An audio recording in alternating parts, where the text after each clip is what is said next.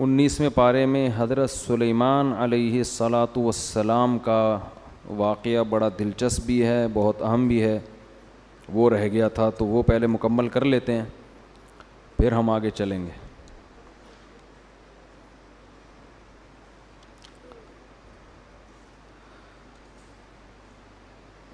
وَلَقَدْ آتَيْنَا دَاوُودَ وَسُلَيْمَانَ عِلْمًا، اللہ فرماتے ہیں کہ ہم نے داؤد اور سلیمان کو علم عطا کیا۔ اس علم سے دین اور دنیا دونوں علوم مراد ہیں، کیونکہ آگے جس علم کا تذکرہ آ رہا ہے وہ دنیا کا علم ہے، اور دین کا علم تو پیغمبروں کے پاس ویسے ہی ہوتا ہے۔ انہوں نے فرمایا یا ایھا الناس علمنا منطق الطیر، حضرت داؤد اور سلیمان نے لوگوں سے خطاب کیا اور کہنے لگے کہ لوگوں، اللہ نے ہمیں پرندوں کی بولیاں سکھائی ہیں۔ پرندوں کی جو کنورزیشن ہے نا آپس میں، جو ان کا لنک ہے، جس طرح سے بھی اللہ نے ہمیں وہ بھی سکھا دیا ہے۔ وَأُوتِينَا مِن كُلِّ شَيْءٍ، اور ہر چیز اللہ نے ہمیں دی ہے، یعنی حکومت کے جتنے اسباب اور وسائل تھے، دنیا کی ہر نعمت اللہ نے ہمیں عطا کر دی ہے۔ إِنَّ هَذَا لَهُوَ الْفَضْلُ الْمُبِينُ، یہ اللہ کا بہت بڑا واضح فضل ہے۔ مبین کا معنی واضح فضل ہے جو اللہ نے ہم پر کیا ہے۔ وَحُشِرَ لِسُلَيْمَانَ جُنُودُهُ مِنَ الْجِنِّ وَالْإِنسِ وَالطَّيْرِ فَهُمْ يُوزَعُونَ، قرآن کہتا ہے کہ حضرت سلیمان علیہ السلام کہیں لشکر کی تیاری کر رہے ہیں جنگ میں جانے کے لیے، تو آپ نے اپنے لشکر میں تمام مخلوق کو، جو بھی آپ کی فوج میں تھی نا، سب کو جمع کیا، اس میں جنات بھی، اس میں انسان بھی، اور اس میں پرندے بھی۔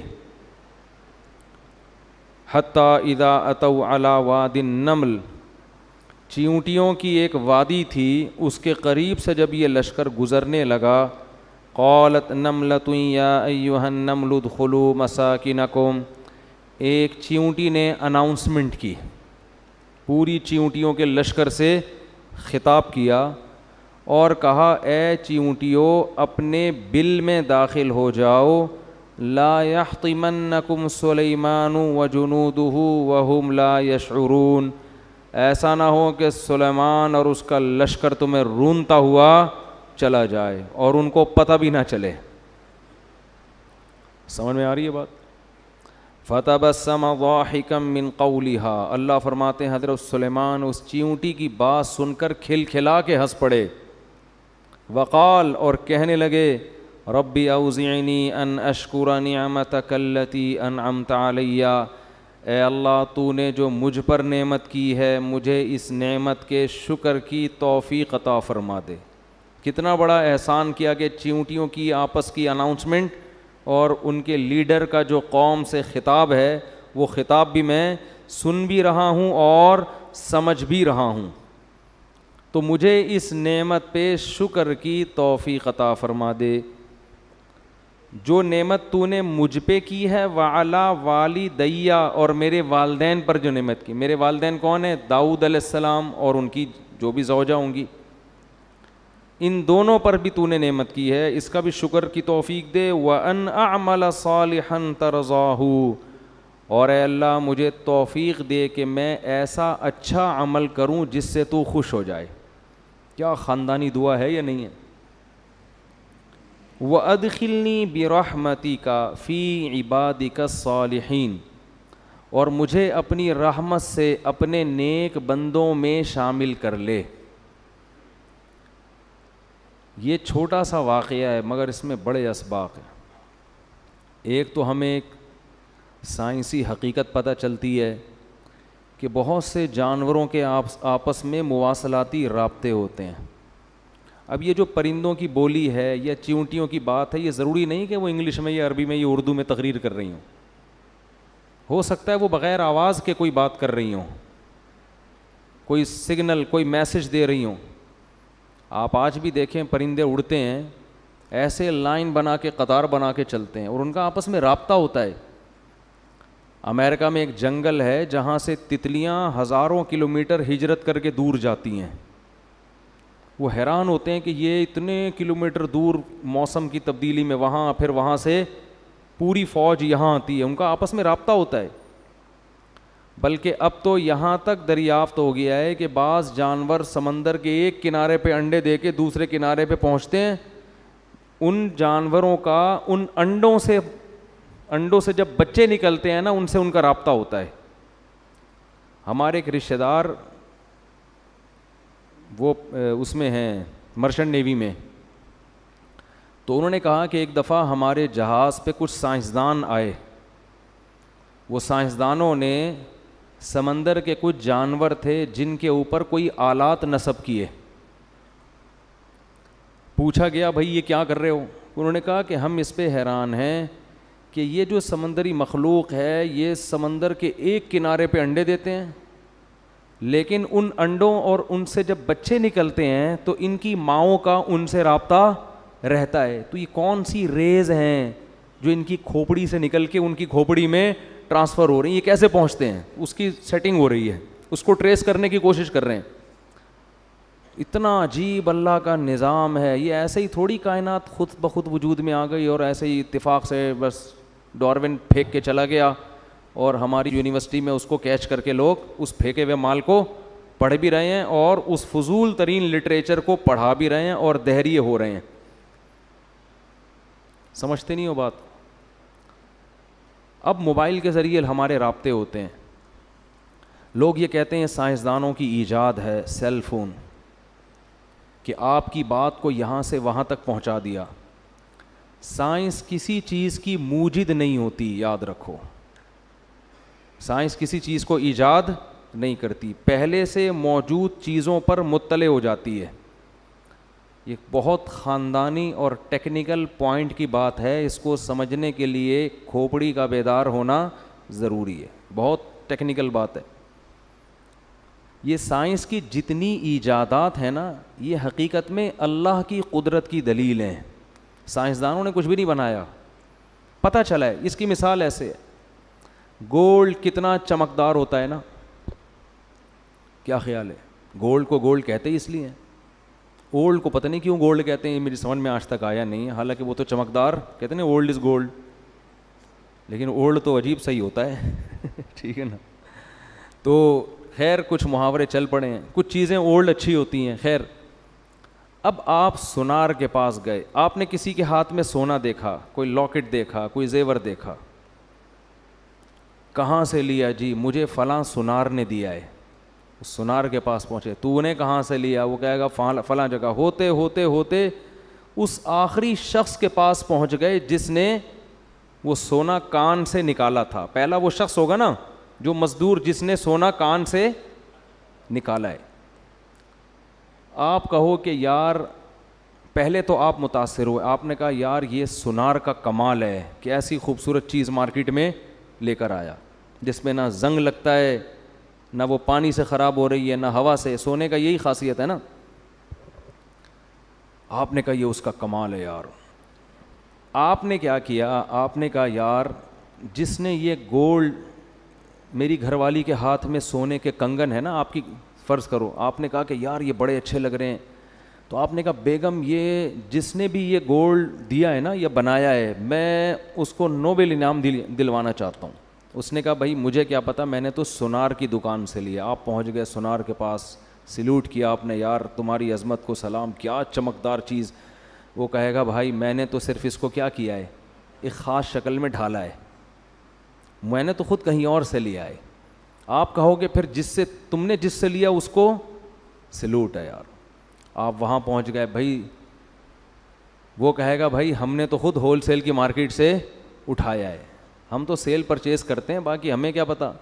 آپ نے کہا اچھا تم نے کہاں سے لیا ہے، میں اس کو انعام دلواؤں گا. آپ وہاں پہنچ گئے. جب وہاں پہنچے تو اس نے کہا یار ہمیں تو خام مال ملا تھا، تو ہم نے تو صرف پگھلا کے کچرا الگ کیا اور سونا الگ کیا اور ہول سیل مارکیٹ میں بیچ دیا. تو یہ تو آگ کا ایک خاص ٹیمپریچر ہوتا ہے، اس ٹیمپریچر پہ سونا الگ ہو جاتا ہے اور کچرا الگ. اس دن میں شیر شاہ کی بھٹی میں گیا، تانبا پگھلا رہے تھے، اللہ کی پناہ تانبے کو نا, کچرا نہیں ہوتا تانبے کا, بھٹی میں ڈالا ہوا ہے اور وہ ایک خاص ٹیمپریچر پہ پانی کی طرح پگھلتا ہے تانبا, تو اس کو چھانتے ہیں, کچرا الگ تانبا الگ. ایسا جہنم کا منظر, اللہ کی پناہ یار. تو خاص ٹیمپریچر پہ بھائی وہ تجربہ کر کے ان کو پتہ چل گیا کہ سونا کس ٹیمپریچر پہ پگھل جاتا ہے, اس سے کچرا الگ سونا الگ.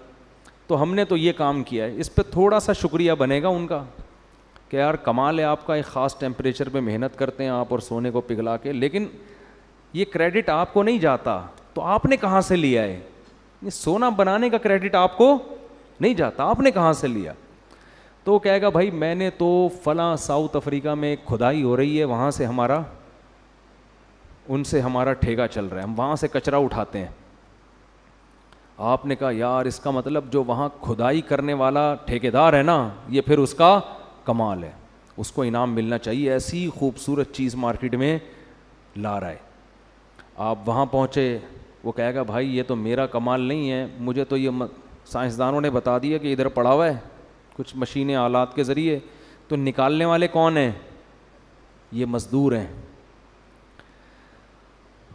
اب مزدور رہ گئے انعام دینے کے لیے.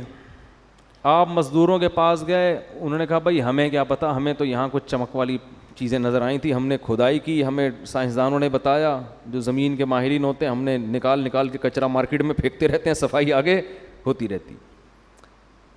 آخر میں کمال کس کا بنتا ہے؟ جس نے اس زمین میں پیدا کیا. تو پتہ چلا پیدا کسی اور نے کیا ہے, اصل تو اس کا کمال ہے, باقی تو سب اس میں یا تو کچھ تبدیلی کر رہے ہیں یا اس پر مطلع ہو رہے ہیں کہ یہ ہے کہاں. بنانے والا ان میں سے کوئی بھی بولو نہیں ہے, کمال اس کا ہے جس نے مٹی کے اندر سونا پیدا کر دیا. ایسی اس کی کیا اس نے فارمولا بنایا اس کے اندر, وَأَنزَلْنَا الْحَدِيدَ فِيهِ بَأْسٌ شَدِيدٌ وَمَنَافِعُ لِلنَّاسِ. سورہ حدید کا نام ہی لوہا ہے. اللہ کہتے ہیں ہم نے زمین میں لوہا اتارا ہے جس میں لوگوں کے بے پناہ فائدے اور اس میں لوگوں کی تجارت ہے, منفعت ہے. کیسا اسکریپ کا کاروبار ہوتا ہے کہ نہیں ہوتا؟ لوہا بھی ہے, پیتل بھی ہے, تانبا بھی ہے اور کاپر بھی ہے, پتہ نہیں کیا کیا چیزیں اللہ نے زمین کے اندر اتار دی ہیں. تو جو بنانے والا ہے نا, یہ سارا کریڈٹ اصل میں اس کو جاتا ہے. تو یاد رکھیں جتنی سائنسی ایجادات ہیں اس میں سائنس موجد کسی چیز کی نہیں ہے, کریٹر نہیں ہے. بنانے والا کون ہے؟ اللہ. موبائل کی مثال لے لیں, سائنس صرف مطلع ہوتی ہے اللہ کی بنائی ہوئی چیز پہ. یہ جو آپ یہاں فون کرتے ہو, ڈائریکٹ امریکہ میں آپ کی کال ملتی ہے, السلام علیکم, وعلیکم السلام, کیا حال ہے بھائی, طبیعت ٹھیک, سب سیٹ چل رہا ہے, مارکیٹ میں کوئی پرابلم تو نہیں ہے, ہاں بھائی ٹھیک, ایک دم آپ کی بات وہاں اور ان کی بات یہاں. آپ بولتے ہو یار سائنسدانوں کا کمال ہے.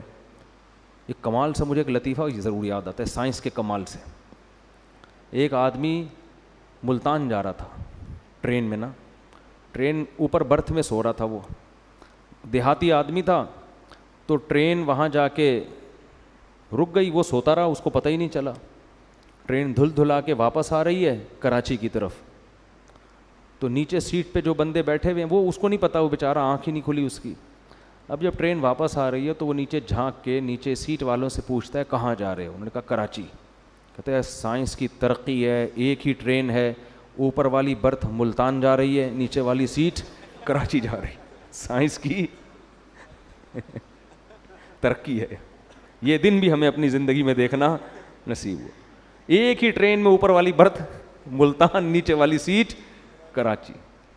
تو سائنس کی ترقی کا لفظ جب بھی میں زبان سے نکالتا ہوں نا, مجھے یہ ترقی یاد آتی ہے, یہ والی بھی یاد آتی ہے.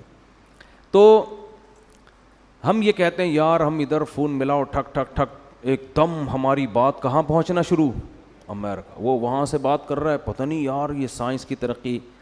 اصل میں اللہ نے یہ ریز پہلے سے پیدا کر کے خلا میں زمین میں چھوڑی ہوئی ہیں.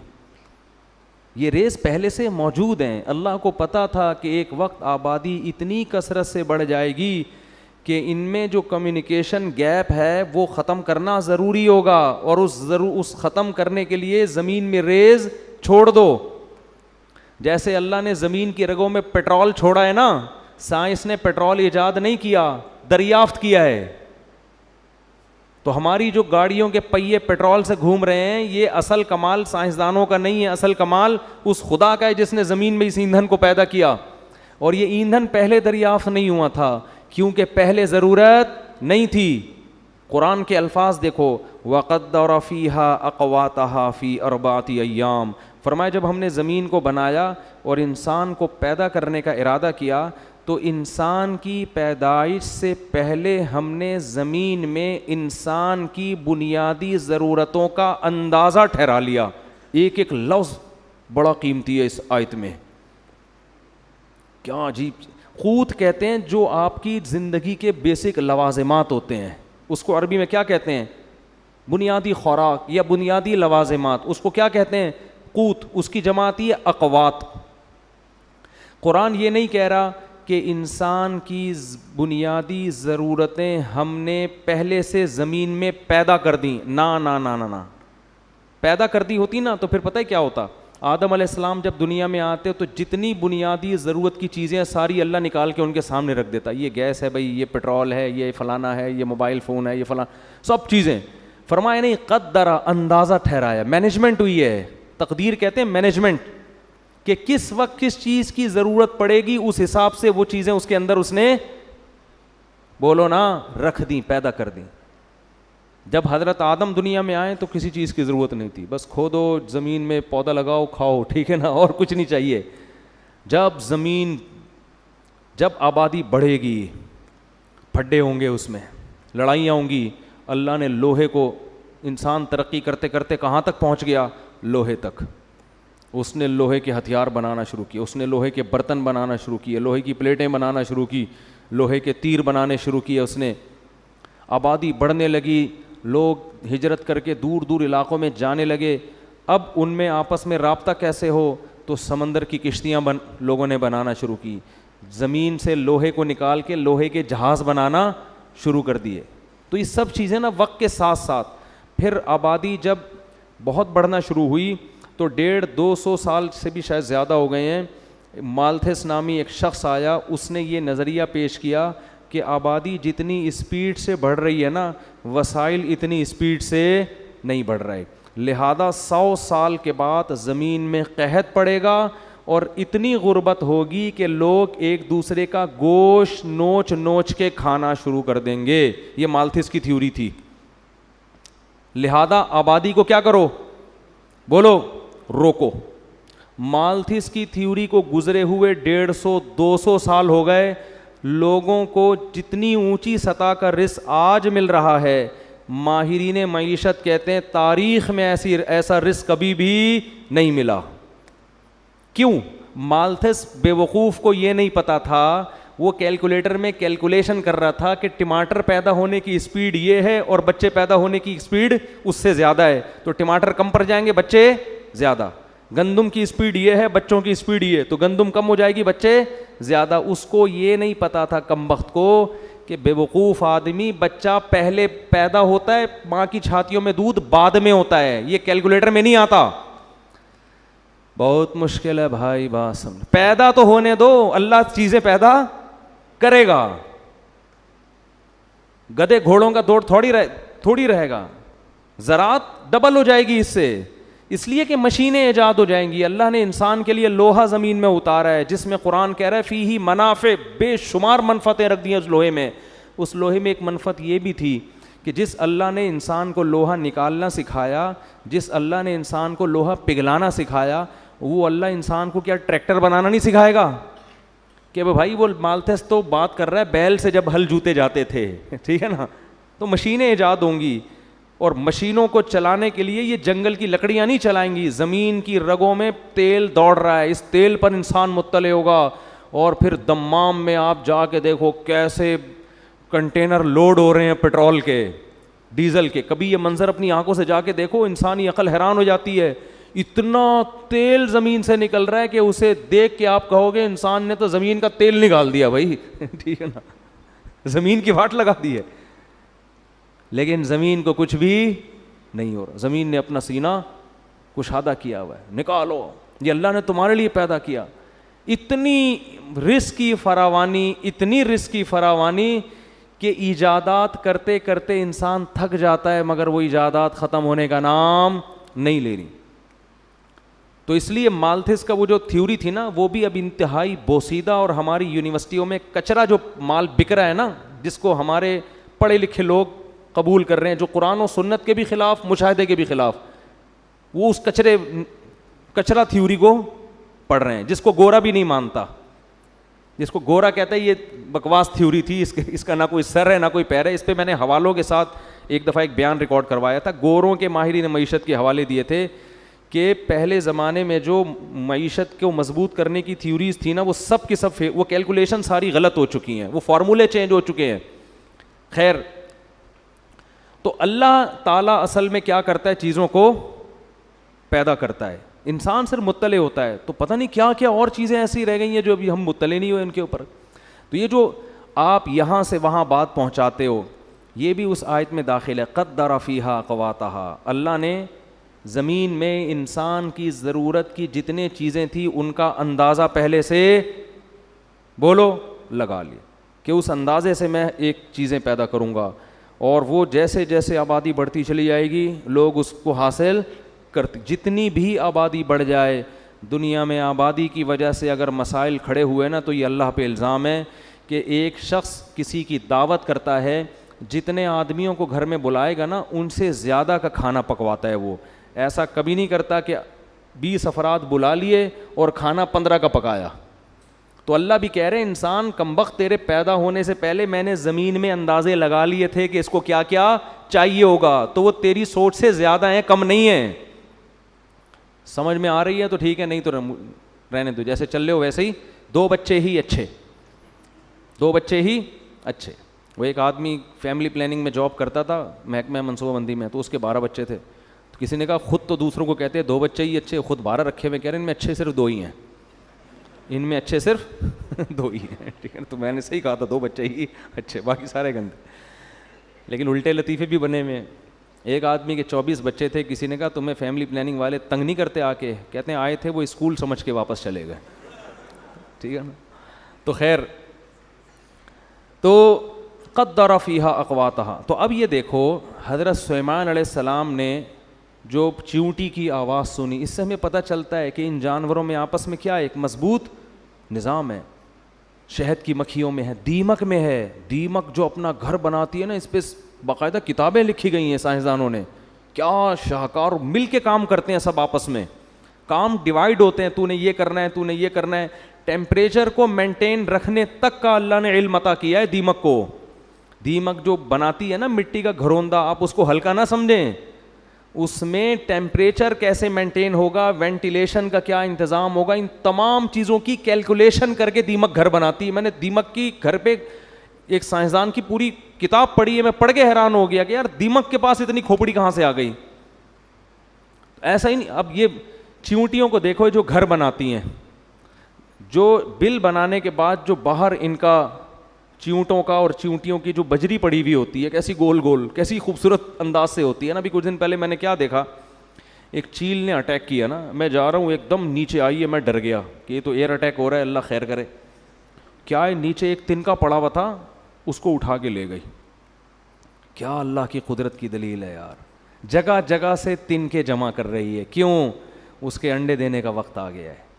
اسے اللہ نے سکھایا اب تو انڈے دے گی, پہلے تیری شادی ہوگی پھر تو انڈے دے گی, اور اب ساری زندگی انڈے ہی نہیں دینا, تو نے کچھ کام بھی کر. کہتے ہیں نا انڈے دے رہے کہ یہاں بیٹھ کے, لوگ کہتے ہیں نا. گھروندا بنا رہی ہے, اپنا گھونسلہ بنا رہی ہے. کتنے خوبصورت خوبصورت گھونسلے پرندے بناتے ہیں, کیسے ان کو آپس میں ان کو جوڑتے کتنے خوبصورت انداز میں ہیں. آپ یوٹیوب پہ سرچ کریں. اچھا, انگلش میں جو ڈاکومنٹریز ہیں جانوروں پر اور عربی میں ہیں, ان میں بڑا فرق ہے.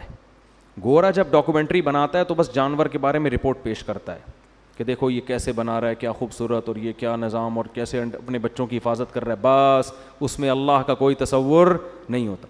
عرب جو ڈاکومنٹری بناتے ہیں نا, یا اسی کو انگلش میں جب ٹرانسلیٹ کرتے ہیں گوروں کی بنی ہوئی, اس میں جگہ جگہ قرآن کی آیتیں لے کر آتے ہیں اور بتاتے ہیں کہ یہ کس کی قدرت کی دلیل ہے.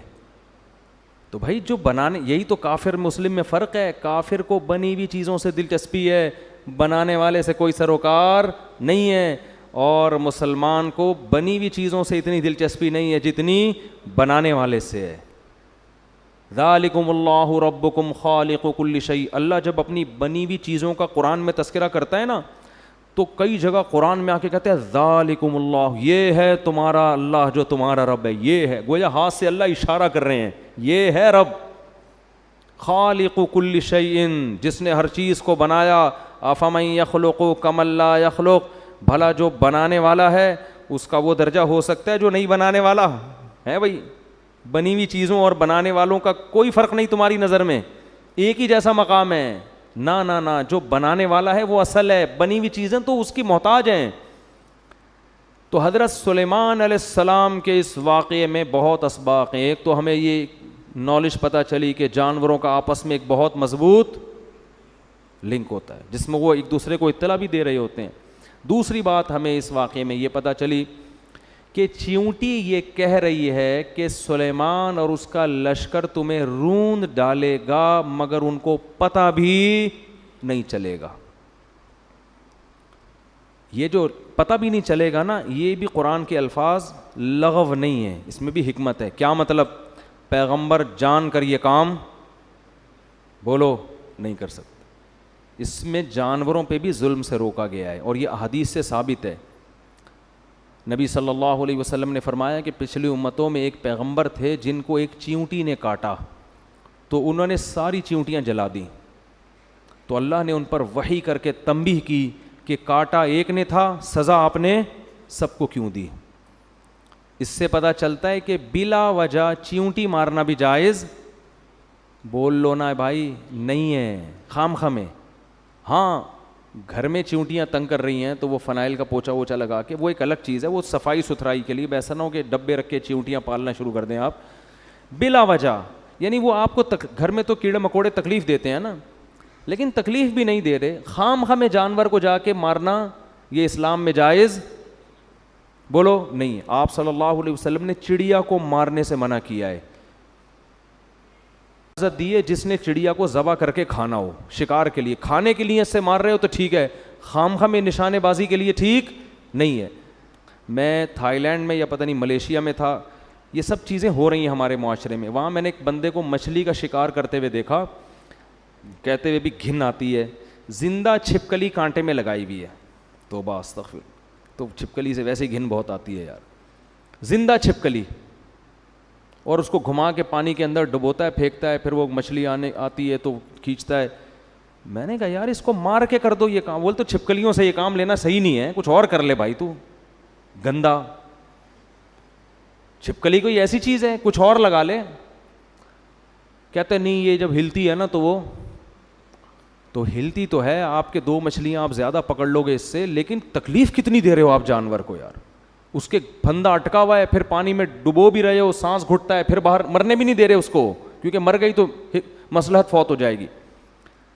اس سے بڑا ظلم بعض لوگ یہ بھی کرتے ہیں کہ سمندر میں کانٹا لگا کے رات کو چھوڑ کے چلے گئے، صبح آ کے نکال لیا۔ اب رات کو جو مچھلی کانٹے میں پھنسی ہے، پوری رات اس کے جبڑے میں اس کانٹے، آپ ذرا اپنے جبڑے میں کانٹا گھسا کے دیکھو، آپ کو 2 منٹ میں اندازہ ہو جائے گا، ساری رات وہ کیا کرتی ہے، تڑپتی رہتی ہے۔ جال کا معاملہ الگ ہے، جال لگا کے چلے جاؤ اس سے کچھ نہیں ہوتا، کانٹا لگا کے آپ جائیں نہیں، جیسے ہی آئیے اس کو کھینچ کے باہر نکالیں۔ تو یہ سارے جانوروں پہ ظلم ہے جن کا قیامت کے دن حساب دینا پڑے گا۔ ہاں اس میں اعتدال کی راہ ہے کہ اب ایسا نہ ہو کہ چیونٹی مارنا ناجائز ہے تو اب دیکھ دیکھ کے چلنا شروع کر دیں کہ میرے پاؤں کے نیچے کہیں چیونٹی نہ آ جائے، اتنی تکلف کی ضرورت نہیں ہے۔ وہم لا یشعرون، سلیمان علیہ السلام بھی دیکھ دیکھ کے نہیں چل رہے تھے لشکر میں کہ نیچے جو آ گیا تو آ گیا، اب تھوڑی اتنا کسی کے پاس۔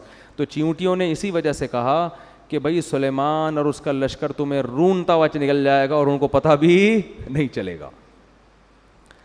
کہتے ہیں ایک روایت ہے، پتہ نہیں صحیح ہے ضعیف ہے، کہ حضرت سلیمان نے چیونٹی کو بلا کے پوچھا کہ تجھے پتہ ہے کہ میں پیغمبر ہوں اور پیغمبر کسی پہ ظلم نہیں کرتا، تو میرے بارے میں کیسے بدگمان ہو گئی کہ میں رونتا ہوا چلا جاؤں گا؟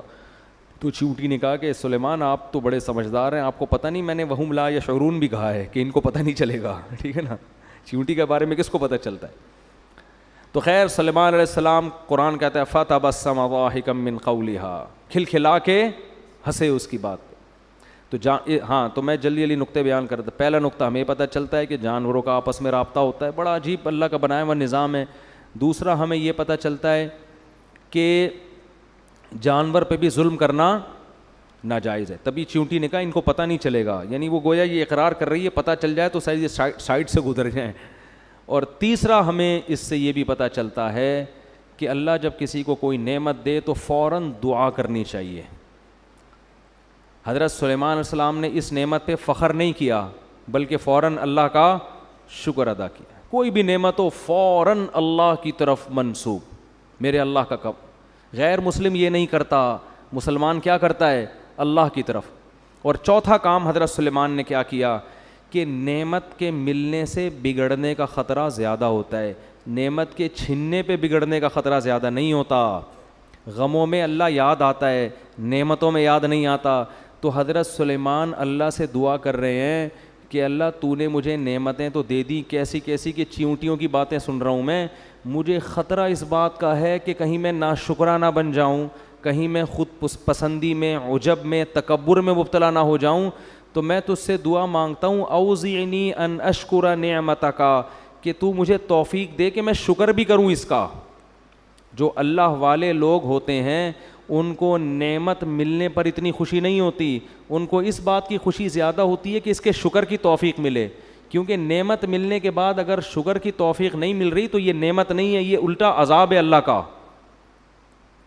تو اس لیے نا جب بھی کوئی نعمت ملے بار بار اے اللہ مجھے شاکر بنا, یہ زیادہ بڑی نعمت ہے. دیکھو کسی کو تھوڑی نعمت ملی, شکر کی توفیق مل گئی, یہ زیادہ خوش قسمت ہے اس شخص سے جس کو نعمتیں زیادہ ملیں مگر شکر کی توفیق نہیں مل رہی. اور شکر پتہ ہے کسے کہتے ہیں, نافرمانی نہ ہو. شکر کا مطلب یہ نہیں کہ بس الحمدللہ ماشاء اللہ کہہ دیا, شکر کا مطلب وہ نعمتوں کو استعمال کر کے انسان گناہ نہ کرے, یہ شکر کا سب سے پہلا درجہ ہے. تو جب بھی نعمتیں ملیں اور ہم سب کو ملی ہوئی ہیں تو اللہ سے دعا مانگنی چاہیے اللہ مجھے اس کی شکر کی توفیق دے. کیا مطلب, مجھے گناہ کرنے سے بچا لے, ایسا نہ ہو میں تیری نافرمانی میں لگ جاؤں. ایک بات. تیسری بات ہمیں اب نمبر خود ہی لگائیں, پتہ نہیں تیسرا نمبر ہے چوتھا نمبر ہے, مجھے صرف چلو ابھی زیادہ ہو جائے گی پھر. تو چوتھی کیا, اپنے ساتھ اپنے والدین کو بھی شریک کیا. وعلی والدیہ, کہ تو نے میرے والدین پر بھی جو نعمت کی ہے اس کی بھی مجھے شکر کی توفیق دے. اس میں یہ بتایا کہ انسان کا اپنے والدین سے اتنا قریبی رشتہ ہوتا ہے کہ ان پر نعمت گویا آپ پر, یعنی ان کی خوشی میں آپ کو خوشی ہونی چاہیے. اور دعا میں ہمیشہ اپنے والدین کو اپنے ساتھ رکھنا چاہیے. اور پھر آگے کیا کہہ رہے ہیں, وَأَنْ أَعْمَلَ صَالِحًا تَرْضَاهُ, ایسا نہ ہو کہ ان نعمتوں میں پڑھ کر تجھے بھول جاؤں, مجھے ایسے اچھے عمل کی توفیق دے جس سے تو خوش رہے مجھ سے. اصل میرا مسئلہ کیا ہے, ایسا نہ ہو تو ناراض ہو جائے مجھ سے. دیکھو آج ہم نعمتوں کے سمندر میں ڈوبے ہوئے ہیں لیکن ہم لوگوں کی یہ کیفیت نہیں ہے. نعمت سے زیادہ فکر ہو کہ اللہ سے تعلق اور زیادہ قوی ہو اور شکر کی توفیق ملے, گناہ سے بچنے کی توفیق ملے, یہ بہت بڑی نعمت ہے. اور ادخلنی برحمتک فی عبادک الصالحین, یہ تو سب سے خاندانی بات, یہ بڑی خاندانی بات ہے, اس کو سمجھنے کی ضرورت ہے اس فرقواریت کے دور میں.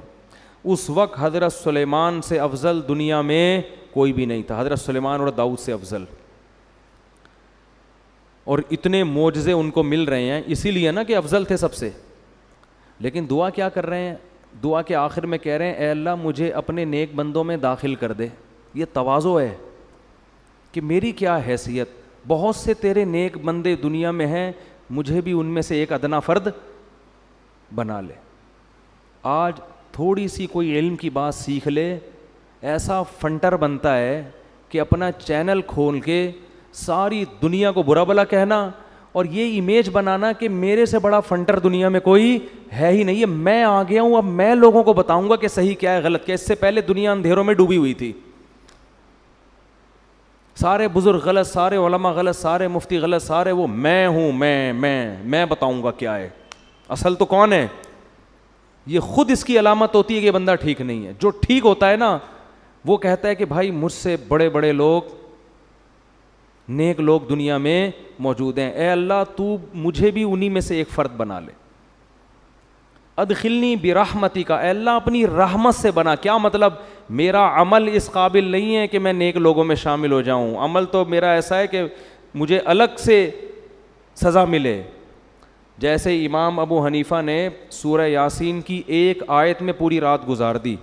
قیامت کے دن اعلان ہوگا، سورہ یاسین میں آتا ہے وَامْتَازُوا الْيَوْمَ أَيُّهَا الْمُجْرِمُونَ، اے مجرموں آج کے تم نیک لوگوں سے، آج کے دن تم نیک لوگوں سے الگ ہو جاؤ.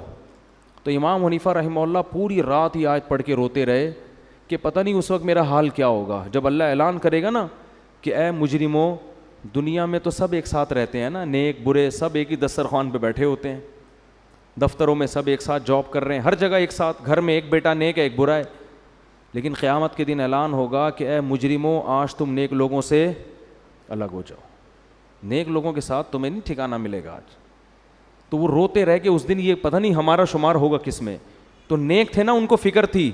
تو سلیمان علیہ السلام اپنے وقت کے سب سے افضل ترین پیغمبر، تو اللہ سے دعا کیا کر رہے ہیں، اے اللہ میں اس قابل نہیں ہوں، ادخلنی برحمتک.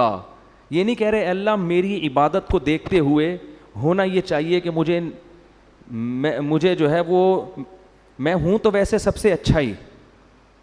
اگر ہم ہوتے تو یوں دعا مانگتے، اے اللہ تجھے پتہ ہے سب سے اچھا تو میں ہوں، کیونکہ میں نے سب کی دکانیں بند کر دی ہیں. میرا چورن مارکیٹ میں بک رہا ہے جس سے میں نے ایسا کر دیا ہے کہ اب کوئی سر اٹھانے کے قابل نہیں ہے.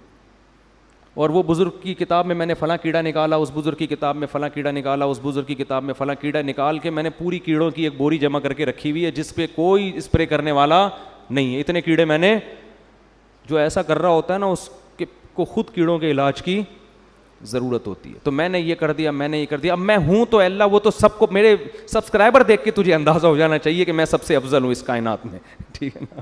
میرا واچنگ ٹائم ہے اللہ یوٹیوب پہ دیکھ کے تجھے پتہ چل جانا چاہیے کہ وہ تو میں ہوں ہی، تعارف کا میں کسی محتاج نہیں ہوں، ٹھیک ہے. یہ ہم لوگ کی سوچ ہے، اوپر اوپر سے تواضع کر رہے ہوتے ہیں. خاکسار، ہمارے حضرت فرمایا کرتے تھے جو زیادہ تواضع کر رہا ہوں نا اپنے آپ کو کہ میں خاکسار، میں تو احقر، تو اس سے کہو ہاں تم سب سے حقیر آدمی ہو، تو ایسا غضبناک ہوگا نا. احقر کا مطلب ہوتا ہے سب سے حقیر. تو بھائی تو خود ہی تو کہہ رہا ہے سب سے حقیر، تو ہم نے اگر کہہ دیا ہاں تو سچی مچی میں واقعی سب سے حقیر ہے، ایسا تیش میں آئے گا نا غضب میں، اس کا مطلب ہے ڈرامہ کر رہا ہے. ٹھیک ہے نا، سمجھتا نہیں ہے. تو جتنا سمجھتے ہو نا اتنا ہی بولا کرو. تو ہم ہوتے تو ہم کیا کہتے، اللہ میں تو ہوں سب سے افضل، اور میری نیکیاں بھی اور اتنے معجزے بھی مجھے تو نے دیے ہیں. تو ایسا کر تو یہ جتنے نیک لوگ ہیں نا، ایک تو یہ ہیں نہیں نیک، ڈرامے باز ہیں، ان کو تو سچی مچی کا نیک بنا دے اور ان کو بھی میری فہرست میں شامل کر لے، جیسا میں ہوں ان کو بھی تو ہدایت عطا فرما. ہم ہوتے تو شاید یہ بولتے. سلیمان علیہ السلام سب سے افضل پیغمبر، علم میں بھی انتہا کو، معجزے بھی انتہا کو، قرآن کیسے ان کی تعریفیں کر رہا ہے، اور ایسے معجزوں کے بعد بھی اترا نہیں رہے ہیں کہ لوگوں سے فخر سے کہہ رہے ہیں. اگر لوگوں سے کہہ بھی رہے ہیں تو بطور شکر کے کہ لوگوں اللہ نے ہم پہ فضل کیا ہے، اترانے کے لیے، تکبر کے لیے نہیں. اور کیا انداز ہے کہ نعمت ملنے کے بعد تکبر کرنے کے بجائے اللہ سے دعا مانگ رہے ہیں کہ اے اللہ تو نعمت کے شکر کی توفیق دے دے اور نیک عمل کی توفیق دے دے. یہ دعائیں مانگ رہے ہیں. اور پھر اپنی رحمت سے، میرا عمل نہیں ہے، ادخلنی برحمتک فی عبادک الصالحین، اے اللہ اپنی رحمت سے اپنے نیک بندوں کی فہرست میں مجھے بھی شامل کر لے. یہ ادا اللہ کو پسند ہے. لیکن آج کل مارکیٹ میں یہ ادا شارٹ ہوتی جا رہی ہے. ہمارے والد صاحب اللہ ان کی مغفرت فرمائے ایک بڑی اچھی بات کہتے تھے، بیان کرتے تھے نا، کہتے تھے کہ جو شخص تھوڑی بہت نماز تہجد پڑھ لے نا آج، اس کو اپنے بارے میں وہم ہونے لگتا ہے کہ امام مہدی میں ہی ہوں. حقیقت خطرہ ہوتا ہے کہ امام مہدی میں ہی ہوں، اور واقعی سچی مچی کا وہم ہوتا ہے. والد صاحب کے پاس ایک شخص آیا مسجد میں نا، بہت عبادت کرتا تھا ہماری مسجد میں، صبح کا کوئی وظیفہ، بہت عبادت گزار تھا. تو میرے والد صاحب نے ہمیں خود بتایا، کہیں بیان کر رہے تھے، ہم بھی بیٹھے ہوئے تھے، تو کہنے لگے، ایک بندہ آیا میرے پاس، مجھے کہنے لگا کہ حافظ صاحب، ہمارے والد صاحب کو لوگ حافظ صاحب کہتے تھے، حافظ صاحب آپ سے مجھے ایک چھاؤں میں آ کے بات کرنی ہے. چھاؤں کا لفظ تو میں کہہ رہا ہوں, سائڈ پہ نا کوئی بات کرنی ہے. تو والد صاحب نے کہا بھائی بات کرو. تو وہ والد صاحب کہتے ہیں مجھ سے کہنے لگا مجھے کچھ ایسی بشارتیں مل رہی ہیں کہ امام مہدی شاید میں ہی ہوں. تو والد صاحب کہتے ہیں میں نے اس کے کان میں کہا کہ بس یہ میرے اور آپ کا معاملہ ہے, کسی تیسرے کو بتایا نا کوئی گارنٹی نہیں ہے وہ کیا کرے گا تمہارے سے, وہ مار بھی سکتا ہے جان سے, بس یہیں دبا دو اس راز کو جو ہے نا. اچھا مشورہ دیا کہ وہ راز وہیں دب گیا, ورنہ تحریک لبیک والوں نے چھوڑنا نہیں تھا اس کو تو وہ راز وہیں دب گیا. اس کو سمجھایا بھائی تو تھوڑا معمول کم کر لے, تو نارمل جیسے لوگ نماز روزہ کرتے ہیں نا اس طرح کر لے, تیرا دماغ کی سیٹنگ کیا. بعد میں سمجھایا, اس وقت تو اتنا وہ اس میں تھا کہ بس وہ میں ہی ہوں امام مہدی. تو اور ادھر سلیمان علیہ السلام کیا کہہ رہے ہیں, ادخلنی برحمتک فی عبادک الصالحین, اے اللہ مجھے بھی اپنی رحمت سے اپنے نیک بندوں میں شامل کر لے. آگے ہدہد کا واقعہ ہے.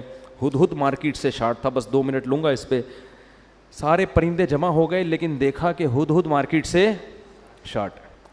اس زمانے میں سلیمان علیہ السلام کے دور میں مارکیٹ سے شارٹ ہونے کی اجازت نہیں تھی. مارکیٹ میں ہر وقت مناسب ریٹ پر اویلیبل ہونا ضروری تھا. تو فرمایا ما لی الا اری الہدہد, مجھے کیا ہو گیا کہ مجھے ہدہد نظر نہیں آ رہا. ام کان من الغائبین, ایسا ہے کہ مجھے نظر نہیں آ رہا یا وہ واقعی مارکیٹ سے شارٹ ہے. یعنی یہ ممکن ہے کہ ہو یہاں کہیں چھپا بیٹھا ہو, مجھے نظر نہیں آ رہا. اس سے یہ بھی پتہ چلتا ہے کہ انبیاء عالم الغیب نہیں ہوتے. کنفیوز تھے حضرت سلیمان علیہ السلام کہ ابھی یہاں ہے یا کہیں گیا ہوا ہے. پھر فرمانے لگے لأعذبنہ عذابا شدیدا, میری پرمیشن کے بغیر کیسے چلا گیا, میں اس کو پتہ چل گیا نا کہ نہیں ہے, سخت ترین عذاب دوں گا. او لأذبحنہ, یا اس کو ذبح کر دوں گا میں. او لیأتینی بسلطان مبین, جب تک میرے پاس غیر حاضری کی مضبوط دلیل لے کر نہیں آتا اس وقت تک معافی نہیں ہے. آپ کہیں گے ابھی جانوروں پہ رحم کے فضائل بیان ہو رہے تھے, ابھی ذبح کرنے کی باتیں ہو رہی ہیں. ادھر چیونٹی کو بھی پاؤں نہیں رکھا جا رہا جان کر, ادھر ہدہد کو ذبح کرنے کی دھمکیاں. او بھائی یہ آرمی تھی سلیمان علیہ السلام کی, فوج تھی, اس میں فوجیوں کو مارکیٹ سے شارٹ ہونے کی اجازت. بولو جنگ کے میدان میں جا رہے ہیں اور ایک فوجی نے کہہ دیا بھائی آفیسر, اب وہ جنگ میں بندہ شارٹ ہے. اب ہے بھائی جنگ میں کمانڈر صاحب دیکھ رہے ہیں کہ یار اس بندے کو میں یہاں بٹھا کر گیا تھا, مورچے میں وہ بندہ ہی نہیں ہے, تو وہ نانی سے ملنے گیا ہوا ہے اپنی, ہے بھائی چھوڑ دیں گے فوجی اس کو؟ بھائی کورٹ مارشل ہو جائے گا. لمحے خطا کرتے ہیں اور صدیاں سزا. تو یہ آرمی کا قانون تھا کہ ہدہد سے تو ایجنسی کا کام لے رہے تھے سلیمان علیہ السلام, خبریں لے کر آ بھائی کسی بھی وقت ہمیں ضرورت پڑ سکتی ہے, اور تو مارکیٹ سے کیا ہو گیا بغیر اطلاع کے شارٹ ہو گیا.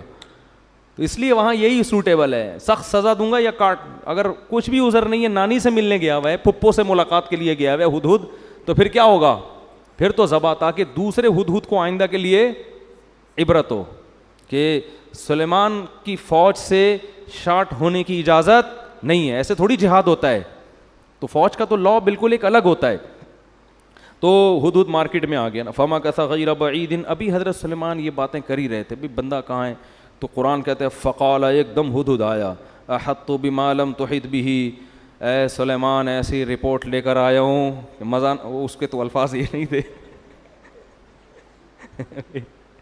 ہمارا تو یہی اسٹائل ہے نا, سلیمان علیہ السلام ایسی رپورٹ لے کر آیا ہوں کہ بس مزہ آئے گا آپ کو, ایسی رپورٹ لے کر آیا ہوں.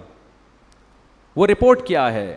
آپ کا یہ دعویٰ ہے کہ میں دنیا میں اللہ کا نظام نافذ کر رہا ہوں, ہے بھائی اتنی بڑی فوج جس میں جنات بھی ہیں, پرندے بھی ہیں, اور 100 لاکھوں گھوڑے بھی ہیں, اور ایسی زرہیں آپ کے والد بنایا کرتے تھے, اور آپ اور ہواؤں میں اڑ اڑ کے جا رہے ہیں آپ دنیا میں, اور آپ اس خوش فہمی میں ہیں کہ دنیا میں فتح کر چکا ہوں. ایسا نہیں ہے, ایک ایسی حکومت کی اطلاع لے کر آیا ہوں آپ کے پاس کہ وہ گورنمنٹ چھوٹی موٹی گورنمنٹ نہیں ہے, بہت بڑی پاورفل آپ جیسی حکومت, اور ہے بھی غیر مسلم. سورج کی عبادت کرتے ہیں وہ لوگ. یعنی چھوٹی موٹی حکومت ہوتی تو ہم کہتے کہیں کونے کھانچے میں آپ سے چھپی رہ گئی ہوگی. ہو جاتا ہے چھوٹے موٹے گاؤں تو گوگل بھی ٹریس نہیں کر پاتا نا, گوگل ٹھیک ہے نا, سیٹلائٹ سیاروں سے اوجھل ہو جاتے ہیں, پوری ایک ریاست ہی آپ کی نظر سے اوجھل ہو, تو یہ تو بہت بڑی ہم سب کے لیے شرمندگی کی بات ہے. تو انی وجدت امرأۃ تملکہم، میں ایسی رپورٹ لے کر آ جاؤں، ایک پوری گورنمنٹ ہے جس میں ایک عورت حکومت کر رہی ہے، وَأُوتِيَتْ مِنْ كُلِّ شَيْءٍ، تمام اسباب و وسائل ان کو دیے گئے ہیں، مضبوط پاورفل ہے گورنمنٹ، چھوٹی موٹی حکومت نہیں ہے، لڑنا بھی ان سے آسان نہیں ہے، وَلَهَا عَرْشٌ عَظِيمٌ، بادشاہ لوگ نا اپنے تخت سے اپنی دولت اور اپنے وسائل دکھایا کرتے تھے، تو عرش اس کا تخت بھی معمولی نہیں ہے، لیکن میں دیکھتا ہوں وجدتها وقومها يسجدون للشمس من دون اللہ، پوری ریاست اس ملکہ سمیت اللہ کو چھوڑ کے سورج کو سجدہ کر رہے ہیں، اور آپ کو پتہ ہی کوئی نہیں ہے۔ بھائی اتنا بڑا جرم افراد نہیں کر رہے، پوری ایک اسٹیٹ کر رہی ہے اور بہت پاورفل، اور آپ کو پتہ ہی ہے۔ بھائی آپ یہاں بیٹھے ہیں، میں یہ کر رہا ہوں، میں یہ کر رہا ہوں، آپ کو پتہ ہی کوئی نہیں۔ مولانا منظور چنیوٹی صاحب نے جب یہ ربوہ کا نام چینج کروایا نا، تو جامعہ آئے تو ہم نے حضرت سے پوچھا کہ حضرت کیا ہوا؟ فرمایا کہ ادھر مٹھائیاں بٹ رہی ہیں چنیوٹ میں اور آپ کو پتہ ہی کوئی نہیں۔ تو جب بھی یہ لفظ کہتا ہوں نا پتہ ہی کوئی نہیں، مجھے حضرت مولانا منظور چنیوٹی یاد آتے، فرمانے لگے ادھر مٹھائیاں مٹھائی کو فرما رہے تھے مٹھائیاں، پنجابی تھے نا، تو بڑا دیسی لہجہ اچھا لگا مجھے ان کا، کہا ادھر چنیوٹ میں مٹھائیاں بٹ رہی ہیں اور ادھر آپ کو پتہ ہی کوئی نہیں۔ تو بالکل یہی اسٹائل ہدہد کا۔ ہدہد کہہ رہے ہیں سلیمان آپ یہاں باتیں کر رہے ہیں میری یہ حکومت میں، ادھر پوری ایک ریاست ہے، ریاست بھی کمزور نہیں، پاورفل، اور پوری ریاست سجدہ کس کو کرتی ہے؟ اللہ کو چھوڑ کے سورج کو، اور آپ کو پتہ ہی کوئی نہیں ہے۔ پھر آگے ہدہد کی بس تقریر کر کے بیان ختم کرتا ہوں۔ ہدہد کہنے لگا اللہ یسجدوا للہ الذی یخرج الخبء فی السماوات، کہ میری سمجھ میں نہیں آتا جو اللہ آسمانوں اور اندھیروں کو روشنیوں سے جدا کرنے والا ہے اور ہمارے پوشیدہ اور ظاہر باتوں کو جانتا ہے، اس اللہ کو چھوڑ کر ان کمبختوں کو ہو کیا گیا کہ کس کو سجدہ کر رہے ہیں؟ ہدہد کو۔ اتنی کھوپڑی اللہ نے ہدہد کو بھی دی ہے، شیطان کو، اس کو سورج کو، تو ان کو ہو کیا گیا کہ اللہ کو چھوڑ کے سجدہ کس کو کر رہے ہیں؟ سورج۔ تو اتنی کھوپڑی اللہ نے ہدہد کو بھی دی ہے کہ مخلوق کے سامنے سجدہ کرنے والے سینس لیس ہوتے ہیں۔ اگر جب وہ ہدہد دیکھتے ہوں گے کہ اتنے سارے لوگ پتھر کے بنے ہوئے بتوں کو سجدہ کرتے ہیں، تو اگر ان ہدہدوں کو اللہ زبان دے دینا اور ہماری سمجھ میں آ جائے کہ یہ کیا کہہ رہے ہیں، تو یہ مندروں پہ بیٹھ کے یہی کہتے رہیں گے کہ بھائی ان کو کیا ہو گیا کہ خدا کو چھوڑ کے، وہ سورج تو پھر بھی چڑھتا ہے نا آسمان پہ، اتنی خدمت کر رہا ہے، یہ بت تو کچھ بھی نہیں کر رہا۔ اور پھر اللہ لا الہ الا هو رب العرش العظیم، پھر ہدہد کہنے لگا اللہ وہ ذات ہے جس کے سوا کوئی عبادت کے لائق نہیں، اور وہ بہت بڑے عرش کا مالک ہے۔ سلیمان علیہ السلام نے پھر آگے کہا بھائی دیکھ تو نے، بعض دفعہ انسان جب غائب ہوتا ہے نا تو کچھ کہانیاں گنتیاں سیکھ کے آ جاتا ہے، جو بھی مارکیٹ سے شارٹ ہوگا جب مارکیٹ میں آئے گا کچھ تو کہانی سنائے گا نا، کیا خیال ہے بھائی؟ حضرت سلمان نے سوچا کہ توحید پہ تقریر بھی کر دی اس نے۔ جو جھوٹ بولتا ہے نا، جو جھوٹا ہوتا ہے، وہ جھوٹ کو بہت خوشنما نعروں میں رکھ کے پیش کرتا ہے، تو اس کا امکان تھا اگر دیکھو ہدہد آ کے صرف اتنی تقریر کر دیتا کہ جی آپ کو پتہ نہیں ہے میں خبر لے کر آیا ہوں ایک گورنمنٹ ہے اور وہ یہ کچھ کر رہی ہے، چپ ہو جاتا، حضرت سلیمان شاید سمجھ جاتے کہ سچ بول رہا ہے، لیکن آگے اس نے پوری توحید پہ تقریر شروع کر دی، تو اس بات کا امکان تھا کہ فنٹر بننے کی کوشش کر رہا ہے، ٹھیک ہے نا، اس بات کا امکان تھا کہ جھوٹ بول رہا ہے لیکن فنٹر گیری کر رہا ہے یہ، کہ تاکہ میرا یہ جھوٹ سچا لگے کہ میں توحید کے معاملے میں اتنا سینسٹیو ہوں کہ مجھ سے یہ منظر دیکھا نہیں جا رہا۔ اس لیے حضرت سلیمان نے کہا کہ بھائی یہ 2 نمبری بھی کر سکتا ہے، ٹھیک ہے نا، اتنا نیک اور ایسی توحید پہ تقریر، اور مجھے ان کو کیا ہو گیا اللہ کو چھوڑ کے، ایکچولی میں ڈپریشن میں جا رہا ہوں، میں اسٹریس میں جا رہا ہوں، مجھے سمجھ میں نہیں آ رہا، تو جھوٹ بولنے والے بہانے باز بھی اس طرح کر رہے ہوتے ہیں۔ اس لیے سلیمان نے کہا کہ یا تو بہت نیک ہے، ٹھیک ہے نا، تجھے واقعی شرک پہ بڑی تکلیف ہو رہی ہے، یا تو سچ کہہ رہا ہے، تو ہم دیکھیں گے، ایسے تیری بات کا یقین نہیں کریں گے، سننظر اصدقت ام کنت من الکاذبین، ابھی ہم تحقیق کریں گے کہ تو سچ کہہ رہا ہے یا تو جھوٹ کہہ رہا ہے، اور پھر یہ خط لے کے جا ملکہ سبا سے ذرا اس کا جواب لے کر آ۔ ان کو پتہ تھا یہ خط تھوڑی لکھ سکتا ہے، نہ پڑھ سکتا ہے۔ اس سے یہ بھی پتہ چلتا ہے کہ دنیا کی کوئی بھی حکومت ہو، فوج ہو، اس کو خفیہ ایجنسیوں کی بہرحال ضرورت پڑتی ہے جو رپورٹیں لا کے پیش کریں۔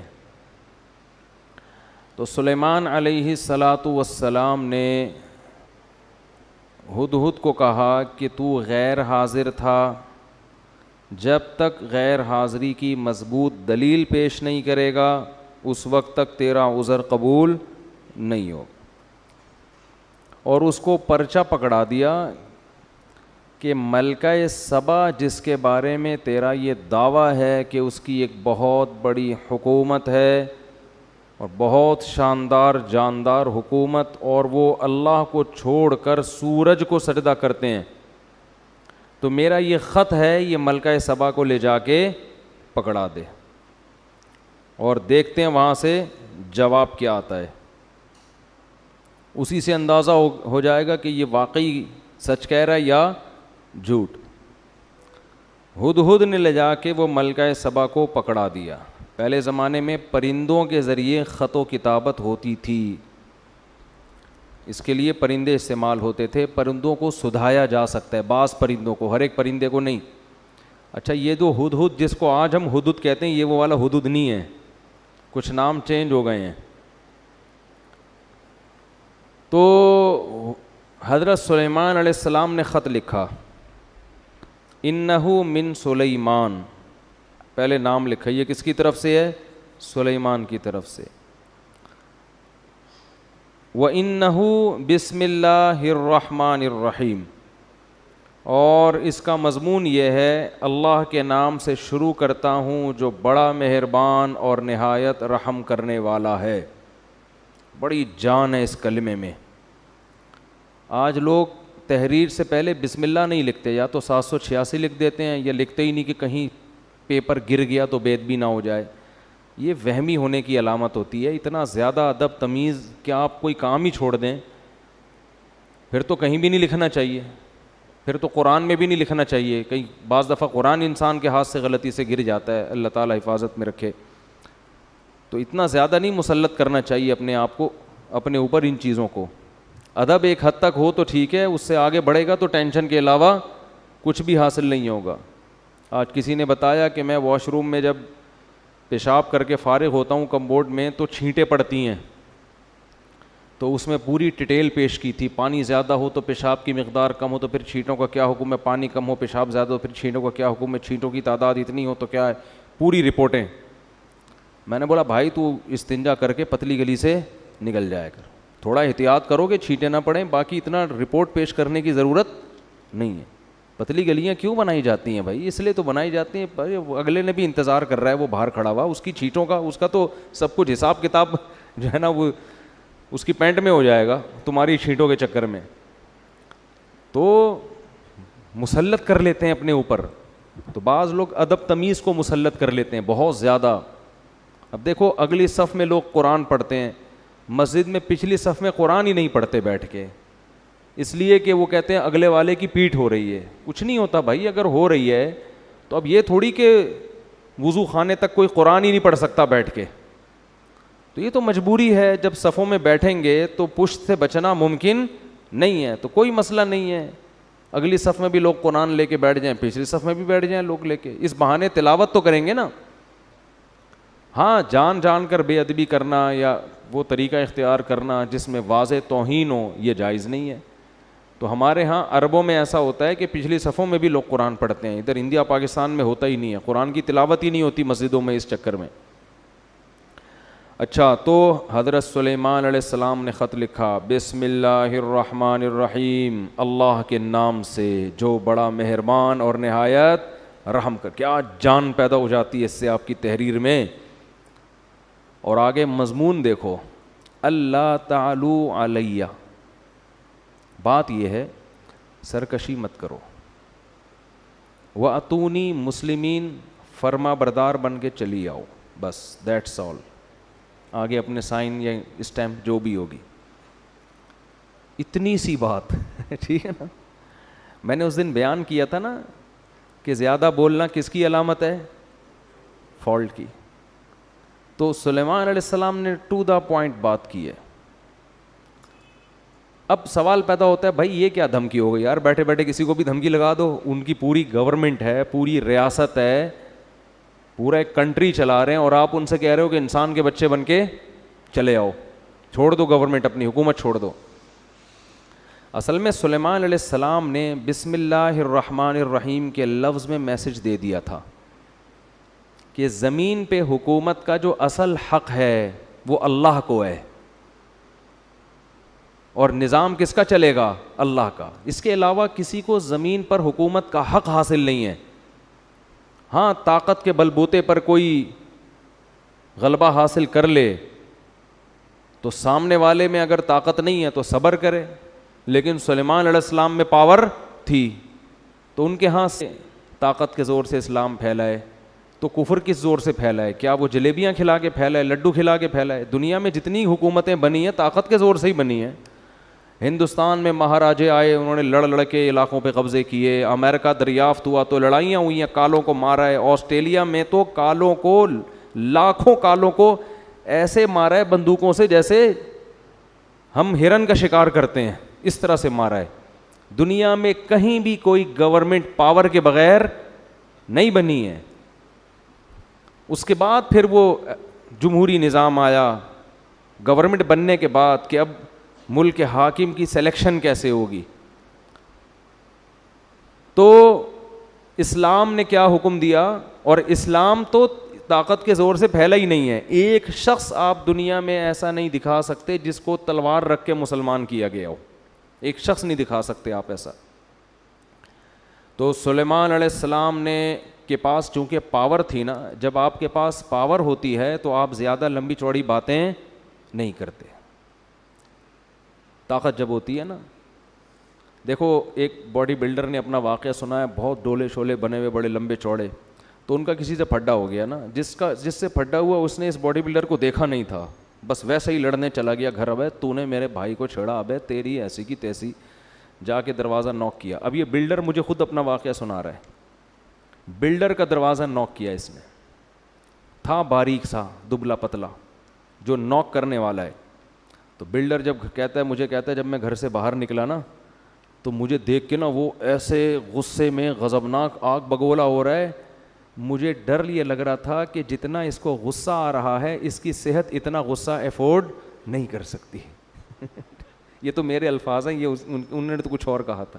یعنی اس کی تعبیر میں کر رہا ہوں اپنے الفاظ میں کہ اس کی جو صحت ہے یہ اتنا غصہ افورڈ نہیں کر سکتی. تو کہہ رہے وہ ایسے یوں اچھل رہا تھا تو مجھے ہنسی آ گئی. مجھے لگا کہ یہ تو یہیں کہیں پگھل نہ جائے بھائی غصے سے. تو کہہ رہے مجھے ہنسی آ گئی. میں نے کہا یار جا. وہ چلا گیا بڑے آرام سے. وہ کیا ہوا؟ تو پاور ہے نا، تو زیادہ لمبی چوڑی باتوں کی بولو ضرورت نہیں ہے. ٹو دا پوائنٹ بات صحیح، مسئلہ حل ہو جاتا ہے. اسی طرح یاد رکھو جب کسی باطل سے بحث ہوتی ہے تو باطل سے بحث میں بھی لمبی چوڑی باتوں کی ضرورت نہیں ہوتی. اور باطل کی عادت ہوتی ہے باتوں کو طول دیتا ہے.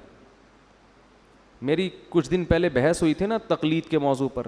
میں نے پوچھا تقلید کسے کہتے ہیں؟ انہوں نے کہا بغیر دلیل کسی کو ماننا، اور یہ حرام ہے. تو میں ایک بات پہ اڑ گیا تھا کہ صحابہ نے بھی تو، بہت سے تابعین نے تو صحابہ کی بات کو بلا دلیل فالو کیا ہے، تو یہ کیا ہے؟ تو وہ پوری بحث میں اس کا جواب نہیں آیا. تو کھینچتے رہو بحث کو، کھینچتے رہو. منکرین حدیث سے دو چار کی طرح ہم باتیں پوچھتے ہیں کہ اگر حدیث حجت نہیں ہے تو یہ جو قرآن نے کہا ہے کہ نبی ڈیفائن کریں گے کہ قرآن میں کیا لکھا ہے، تو وہ نبی کا ڈیفائن کیا ہوا کہاں گیا؟ ہمیں تو یہ حدیثوں میں ہی ملتا ہے. اگر یہ غلط ہے تو پھر صحیح کہاں ہے؟ قیامت تک منکرین حدیث بغلیں جھانکتا رہے گا، اس کا جواب نہیں دے گا، بات کو گھمائے گا وہ. تو باطل ہمیشہ بات کو کیا کرتا ہے؟ دائیں بائیں گھماتے. قادیانی سے آپ پوچھ لیں کہ فرض کر لو نبی صلی اللہ علیہ وسلم آخری نبی نہیں ہے، نقل کفر نباشت، فرض کر لو، تو اس سے یہ کہاں ثابت ہوتا ہے کہ مرزا نبی ہے؟ حضرت عیسیٰ آخری نبی نہیں تھے، تو کیا ان کے بعد جو بھی نبوت کا دعویٰ کرے وہ نبی ہوگا؟ ایسا تھوڑی ہے. آپ کے ذمے یہ نہیں ہے کہ ختم نبوت کا مسئلہ، آپ کے ذمے مرزا کو نبی ثابت کرنا ہے. تو آؤ اس پہ بات کرتے ہیں کہ مرزا شریف آدمی بھی تھا یا نہیں تھا. آپ شرافت ثابت کر دو، نبی ہم خود ہی مان لیں گے. قادیانی الٹا لٹک جائے گا مگر اس بحث پہ آمادہ نہیں ہوگا، کیونکہ اس کی کتابوں سے پتہ چلتا ہے کہ وہ شریف انسان نہیں تھا. اسی کی کتابوں سے. سمجھتے نہیں ہو میرا خیال ہے بات کو، پھر بھی نکل پڑتے ہو رات کو. تو بحثوں کو الجھانے کی کوشش کی جاتی ہے. تو اللہ تعالیٰ نے, وہ کیا تھا مسئلہ یار, تو سلیمان علیہ السلام چونکہ پاورفل تھے نا, تو یہ نہیں کہ پورا لمبا 6 صفحوں کا لیٹر لکھ رہے ہیں. ایکچولی بات اصل میں یہ ہے کہ دیکھیے میں اللہ کا سچی مچی کا نبی ہوں, اور یہ ہے کہ وہ لمبی, بھائی حاکم سے بات ہو رہی ہے, حاکم کی آنکھوں میں آنکھیں ڈال کے بات کرو گے تو بات سمجھ میں آئے گی. حاکم جیسے ہو تو بات کرو, ورنہ بات کرنے کی ضرورت نہیں ہے. ورنہ عام آدمی کو کیا ضرورت ہے حکمرانوں سے خام خامے پنگا لینے کی. معذرت کے ساتھ ایسے الفاظ میں استعمال کروں, کوئی دوسرا لفظ پنگے کے متبادل ہو تو مجھے بتائیں, اگلے بیان میں وہ یوز کروں گا. پھر میں حاکم سے الجھنے کی بلا وجہ کیا ضرورت ہے, ورنہ اپنی اوقات میں رہو نا. تو سلیمان علیہ السلام کے پاس ایک پاورفل حکومت تھی. تو سلیمان علیہ السلام کا انداز کیا تھا, اللہ تعالی علیہ, مجھ پر سرکشی مت کرنا, مجھ پر سرکشی. کیونکہ بادشاہ کو جب کوئی خط جاتا ہے نا اس قسم کا, تو پہلے تو وہ تیش میں آتا ہے, بھائی اس نے مجھے خط کیسے لکھا ہے, اس نے مجھے, تو انہوں نے پہلے بتا دیا کہ یہ دھمکی والے لہجے میں بات کرنا مجھے بالکل پسند نہیں ہے. ٹھیک ہے نا. جب مسلمانوں کی خلافتیں تھیں نا, تو مسلمانوں کا اسٹائل بھی یہی ہوا کرتا تھا, یہی اسٹائل ہوا کرتا تھا. تو اس لیے قرآن کہہ رہا ہے اپنے آپ کو مضبوط کرو, مضبوط طاقتور بناؤ, اسٹائل چینج کرو. لیکن طاقتور بنائے بغیر اگر اسٹائل چینج کر دیا نا تو لینے کے دینے پڑ جائیں گے. وہی حال ہو جائے گا جو باڈی بلڈر کے گیٹ پر آیا تھا اور کانپتا ہوا واپس چلا گیا. اللہ تعالی علیہ, سرکشی مت کرو, واتونی مسلمین, اور فرما بردار بن کے چلی آؤ. اس میں انہوں نے اسلام کی دعوت دے دی, کیونکہ اللہ کا لفظ استعمال کیا, الرحمن الرحیم, بڑا مہربان اور نہایت رحم کرنے والا. اس میں بتا دیا ملکہ سبا بڑی ذہین. میں کہہ رہا تھا نا اللہ نے عورتوں کو مردوں سے کم عقل دی ہے, مگر کچھ عورتیں مردوں سے زیادہ ذہین. ایک طرف ہم ملکہ سبا کو لیتے ہیں, ایک طرف فرعون کو لیتے ہیں. ملکہ سبا نے ایک خط پڑھا ہے, اس کی کھوپڑی میں بات آ گئی, اور فرعون کمبخت, موسیٰ علیہ السلام نے خط نہیں بھیجا, موسیٰ علیہ السلام چل کے اس کے محل میں گئے ہیں. قرآن کہہ رہا ہے قولا لہو قولا لینا, اے موسیٰ ان سے نرم بات کرنا, سختی سے بات مت کرنا. دھمکی آمیز لہجہ نہیں ہونا چاہیے, سختی نہیں, نرم بات, شاید اس کو نصیحت ہو جائے. ادھر سلیمان علیہ السلام کا انداز دھمکی آمیز تھا, ٹھیک ہے نا, نرم لہجہ نہیں تھا. دھمکی آمیز, سرکشی مت کرو, انسان بن کے ہے بھائی. مسلم کا معنی فرما بردار, جس کو اردو میں انسان کا بچہ بولتے ہیں. یہ کہتے ہیں نا بندہ, پنجابی میں کہتے ہیں بندے دا پتر, اردو میں کیا کہتے ہیں, انسان کا بچہ. انسان کا بچہ بن کے آ, انسان بن, بندہ بن, بندہ کہتے ہیں نا لاہور میں. تو موسیٰ علیہ السلام کا جو انداز بھی نرم, اور اکیلے نہیں گئے بلکہ ہارون علیہ السلام بھی آپ کے ساتھ. 2 بندوں کا اثر زیادہ ہوتا ہے. ادھر سلیمان علیہ السلام خود تو گئے نہیں, خط بھی کسی سفیر کے ذریعے نہیں, پرندہ جھولی میں ڈال کے آ گیا, بس بات پہنچائیے, وہ بھی دھمکی آمیز لہجے میں. کتنا فرق ہے دونوں کی مینٹل اپروچ میں. فرعون کو پھر معجزے دکھائے, جادوگروں سے مقابلہ کروایا. موسیٰ کلیم اللہ کو بچپن سے جانتا تھا کہ یہ جھوٹے نہیں ہیں, یہ شریف انسان ہیں. کتنا کچھ کرنے کے بعد بھی ہزاروں معجزے دکھا دیے کمبخت, پھر بھی سمندر میں راستہ بنتے ہوئے دیکھ لیا کہ بنی اسرائیل اس راستے سے گزر رہے ہیں, یہ معجزہ ہے, یہ تو اللہ ان کی مدد کر رہا ہے. اور پھر بھی اس کی آنکھوں پہ پٹی کہ خود بھی اسی راستے میں گھس رہا ہے. اسے یہ نہیں پتا کہ بھائی یہ تیرے سامنے ان کے لیے بنا ہے, تیرے لیے تھوڑی بنائی ہے. کیا اللہ نے ذہانت دی ملکہ سبا کو. تو ملکہ سبا کی ذہانت دیکھیں, نہ تو فوراً تسلیم ہو گئی, کیونکہ بعض دفعہ خط بھیجنے والا نقل کفر نباشت 2 نمبر بھی تو ہو سکتا ہے نا. بھائی بسوں میں لوگ چڑھتے ہیں نا, پہلے تبلیغ کی بات کرتے ہیں, نماز پڑھیں, زکوٰۃ دیں, پھر اپنا چورن کا ڈبی نکال کے بیچنا شروع کر دیتے ہیں. تو پہلے آدمی سمجھتا ہے ان سے زیادہ نیک دنیا میں کوئی نہیں ہے, پھر پتہ چلتا ہے اصل میں تو یہ چورن بیچنے کا ایک طریقہ تھا. تو 2 نمبر لوگ بھی تو ہوتے ہیں نا. تو ملکہ سبا کو یہ خطرہ تھا کہ کہیں ایسا نہ ہو کہ یہ جو بادشاہ جس نے مجھے اللہ کا نام لے کے مجھے دعوت دی ہے, ایسا نہ ہو کہ لیبل اللہ کا لگ رہا ہو, الرحمن الرحیم کا لگ رہا ہو, لیبل دین اور اسلام کا لگ رہا ہے اور مقصد حکومت کرنا ہو, مقصد لالچ ہو. یہ اور زیادہ ذہین ہونے کی علامت ہے. اگر فوراً رسپانس کرتی اچھا میں آ رہی ہوں, خود اس سے کہتی تم چلو میں پیچھے پیچھے آ رہی ہوں, بس تسلیم, تو یہ بھی بیوقوف ہونے کی علامت. بھائی پہلے تحقیق تو کرو یہ بندہ ٹھیک بھی ہے کہ نہیں ہے. اب ملکہ سبا میں ایک اور ذہانت. ملکہ سبا کے جگہ ہماری کوئی ملکہ ہوتی تو کیا کہتی, استخارہ نکالیں گے ہم بیٹھ کے.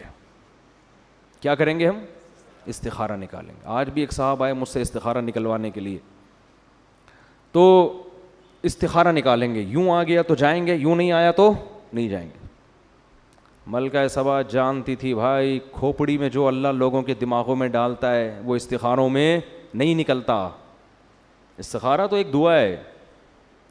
تو ملکہ سبا نے سارے اپنے مسٹنڈوں کو جمع, مسٹنڈے تو نہیں کہنا چاہیے, جو بھی درباری تھے نا وہ تھے تو مسٹنڈے ہی, سارے بڑے بڑے جو فوج کے آفیسرز تھے اس کے, لیفٹیننٹ کرنل جرنل, سارے جو بھی اس زمانے میں بہت مضبوط پاورفل گورنمنٹ تھی.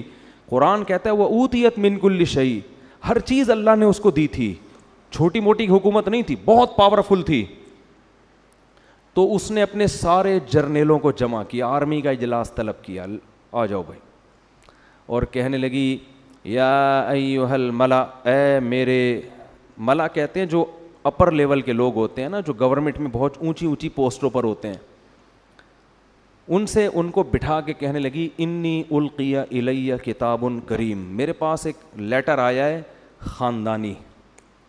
مضمون سے اندازہ لگا لیا کہ بھیجنے والا بھی کیا ہے, چھوٹا موٹا آدمی. اگر چھوٹا موٹا ہوتا نا تو 6 صفوں کا خط لکھا ہوتا اس نے, ایکچولی زیادہ ہوتا اس میں, زیادہ ہوتا ٹھیک ہے نا, اور پھر پھول وول بنائے ہوئے ہوتے, 2 گلاب کے پھول بھی خط کے اندر ڈالے ہوئے ہوتے. تو کیسے اس نے, ذہین کتنی تھی اندازہ لگاؤ. انی القی الی کتاب کریم, کریم کہتے ہیں عزت دار, میرے پاس ایک خط آیا ہے, خط سے لگ رہا ہے کہ یہ معمولی خط نہیں ہے, مختصر ٹو دا پوائنٹ, اور دھمکی بھی اور دعوت بھی. یہ خط تو اس قابل نہیں ہے کہ اس کو پھاڑ کے پھینک دیا جائے, اس پہ ایک اجلاس ہونا چاہیے, اس پہ ایک اجلاس ہونا چاہیے. اور اس پھر کہنے لگی خط یہ ہے, بڑا وہ ترجمہ ہوتا ہوگا اس زمانے میں, ٹرانسلیشن کا انتظام ہوتا ہوگا, اگر زبان الگ الگ ہے تو قرآن تو واقعے کو شارٹ کر کے سناتا ہے نا. اور کہنے لگی انی القی الی کتاب کریم انہ من سلیمان و انہ بسم اللہ الرحمن الرحیم اللہ تعالی علی واتونی مسلمین. پورا خط پڑھ کے سنایا اور کہنے لگی یا ایھا الملأ افتونی فی امری, اے میرے ساتھ اٹھنے بیٹھنے والے لوگوں مجھے میرے معاملے میں مشورہ دو. یہ بھی ملکہ سبا کے خاندانی ہونے کی دلیل. مشورے سے فائدہ کیا ہوگا کہ اس کے تمام پہلو سامنے آ جائیں گے, پازیٹیو بھی, جو بھی ہم نے کرنا ہے ان میں ہر چیز کو ہم مشورے میں ڈسکس کریں گے اور اس کے ہر پہلو پہ غور کریں گے, پازیٹیو بھی اور نیگیٹو بھی. تو اس کے بعد ایک رائے قائم کرنا ہمارے لیے آسان. یہ اس کی دوسری دلیل ہے ملکہ سبا کے خاندانی ہونے کی. پھر کہنے لگی ما کنت قاطعۃ امرا حتی تشہدون, جب تک تمہاری رائے سامنے نہ آ جائے اس وقت تک میں کوئی یقینی فیصلہ نہیں کروں گی. یہ تیسری دلیل ہے کیا ہونے کی, قاطعۃ امرا کا مطلب میں اپنی رائے تو پیش کروں گی لیکن فیصلہ میں اس وقت کروں گی جب تمہاری رائے بھی سامنے آ جائے. تو ابھی جو میں رائے پیش کروں گی وہ میرا فیصلہ نہیں ہے, وہ رائے ہے, اور تمہاری رائے آنے کے بعد جو میں رائے دوں گی وہ رائے نہیں ہوگی بلکہ وہ آرڈر ہوگا. یہ اسٹائل مارکیٹ میں ملے گا آج کل آپ کو کہیں ہے بھائی, یہ ہمیں بھی اسٹائل سکھایا جا رہا ہے ٹھیک ہے نا, کہ ہم بھی اپنے فیصلے بولتے کیوں نہیں کریں. ہم سے قیامت تک کوئی فیصلہ ہوتا ہی نہیں ہے. آج قوت فیصلہ, ڈیسیجن پاور جسے کہتے ہیں نا, وہ مارکیٹ سے کیا ہو گئی ہے, شارٹ. سارے زندگی سوچتے رہتے ہیں کرنا ہے کہ نہیں کرنا ہے, کرنا ہے کہ نہیں کرنا ہے, کرنا ہے کہ نہیں, کوئی طریقہ ہی نہیں ہے نتیجے تک پہنچنے کا. قالوا نحن اولو قوت, وہ پاورفل لوگ تھے, سمجھدار لوگ تھے. انہوں نے بات کیا کی, انہوں نے کہا دیکھو بھائی نحن اولو قوت, ہم پاورفل لوگ ہیں, طاقتور لوگ ہیں, کمزور نہیں ہیں. کیا مطلب, اگر تو لڑائی کا آرڈر دے گی تو بزدلی نہیں دکھائیں گے. یہ کسی ملک کی آرمی کے خاندانی ہونے کی دلیل ہے کہ جب گورنمنٹ مشورہ لے رہی ہو فوج سے کیا خیال ہے بھائی اس کنٹری پہ حملہ کرنے کا, تو فوج یہ نہیں کہ ابھی دیکھیں ایکچولی ابھی تو اتنے سارے مسائل چل رہے ہیں, کیا ابھی پھڈا ختم نہیں ہوا دوسرا پھڈا شروع کر دیا آپ نے ہیں, یہ کوئی بات ہے لڑائی پھڈے, اور خط بھی تو دیکھو نا, خود ہی کہہ رہی ہو خاندانی خط ہے, اوپر سے اس بندے سے لڑواؤ گی ہم کو. معیشت دیکھو کہاں جا رہی ہے, ڈالر دیکھو کہاں جا رہا ہے, وہ بھی لڑائی کی بات. یہ فوج پہ یہ باتیں سوٹ بولو نہیں کرتی, فوج پہ یہ بات سوٹ کرتی ہے بھائی لڑائی کے لیے ہر وقت تیار ہے, آرڈر کرو بس, آرڈر آپ کا ہوگا. یہ بھی فوج کے کیا خاندانی ہونے کی دلیل. لیکن انہوں نے ایک فالٹ تھا اس میں, فالٹ یہ تھا کیونکہ وہ ملکہ سبا کی طرح ذہین نہیں تھے, فالٹ یہ تھا کہ آپ رائے وہ دیں جو آپ کی اپنی خدمات تو پیش کریں آپ, لیکن آپ سے مشورہ یہ نہیں لیا جا رہا کہ آپ لڑنے کے لیے تیار ہیں یا نہیں, مشورہ آپ سے یہ لیا جا رہا ہے کہ لڑنا مناسب ہے یا نہیں, کیا کریں. اس بارے میں انہوں نے کوئی مشورہ نہیں دیا. تو اس کا مطلب خاندانی تھے مگر اتنے نہیں جتنی ملکہ سبا خاندانی تھی. ظاہر ہے یہ اس سے زیادہ خاندانی ہوتے پھر یہ اس کے باپ بن کے بیٹھے ہوئے ہوتے نا وہاں پہ, ٹھیک ہے نا, اس کی تھوڑی سلیکشن ہوتی. تو والامر الیک, کہنے لگے ہم طاقتور لوگ ہیں, کمزور نہیں ہیں, لڑنے کے لیے ہر وقت تیار ہیں. والامر الیک, لیکن فیصلہ تو نے کرنا ہے, ملک کی حاکم کون ہے, تو ہے. فانظری ماذا تأمرین, تو بتا تیرا کیا حکم ہے. ملکہ سبا بہت ذہین تھی, اگر وہ یہ کہہ دیتی کہ نہیں بھائی ابھی میرا لڑنے کا پروگرام نہیں ہے, اس میں دو نقصان تھے. ایک یہ کہ آرمی کہتی کہ بھائی اس نے فیصلہ جلد بازی میں کیا ہے, اس کو چاہیے کہ دوسرا پہلو بھی ہمارے سامنے, لڑنے کے فضائل بھی اور نہ لڑنے کے بھی ہمارے سامنے رکھے. دوسرا نقصان اس میں یہ ہوتا, یعنی پہلا تو یہ ہوتا کہ اس نے فیصلہ جلد بازی میں کیا ہے, دوسرا یہ ہوتا کہ یہ بزدل ہے, ہماری گورنمنٹ اپنے آپ کو بچانے کے چکر میں دوسروں کی دھمکیوں کو پی رہی ہے.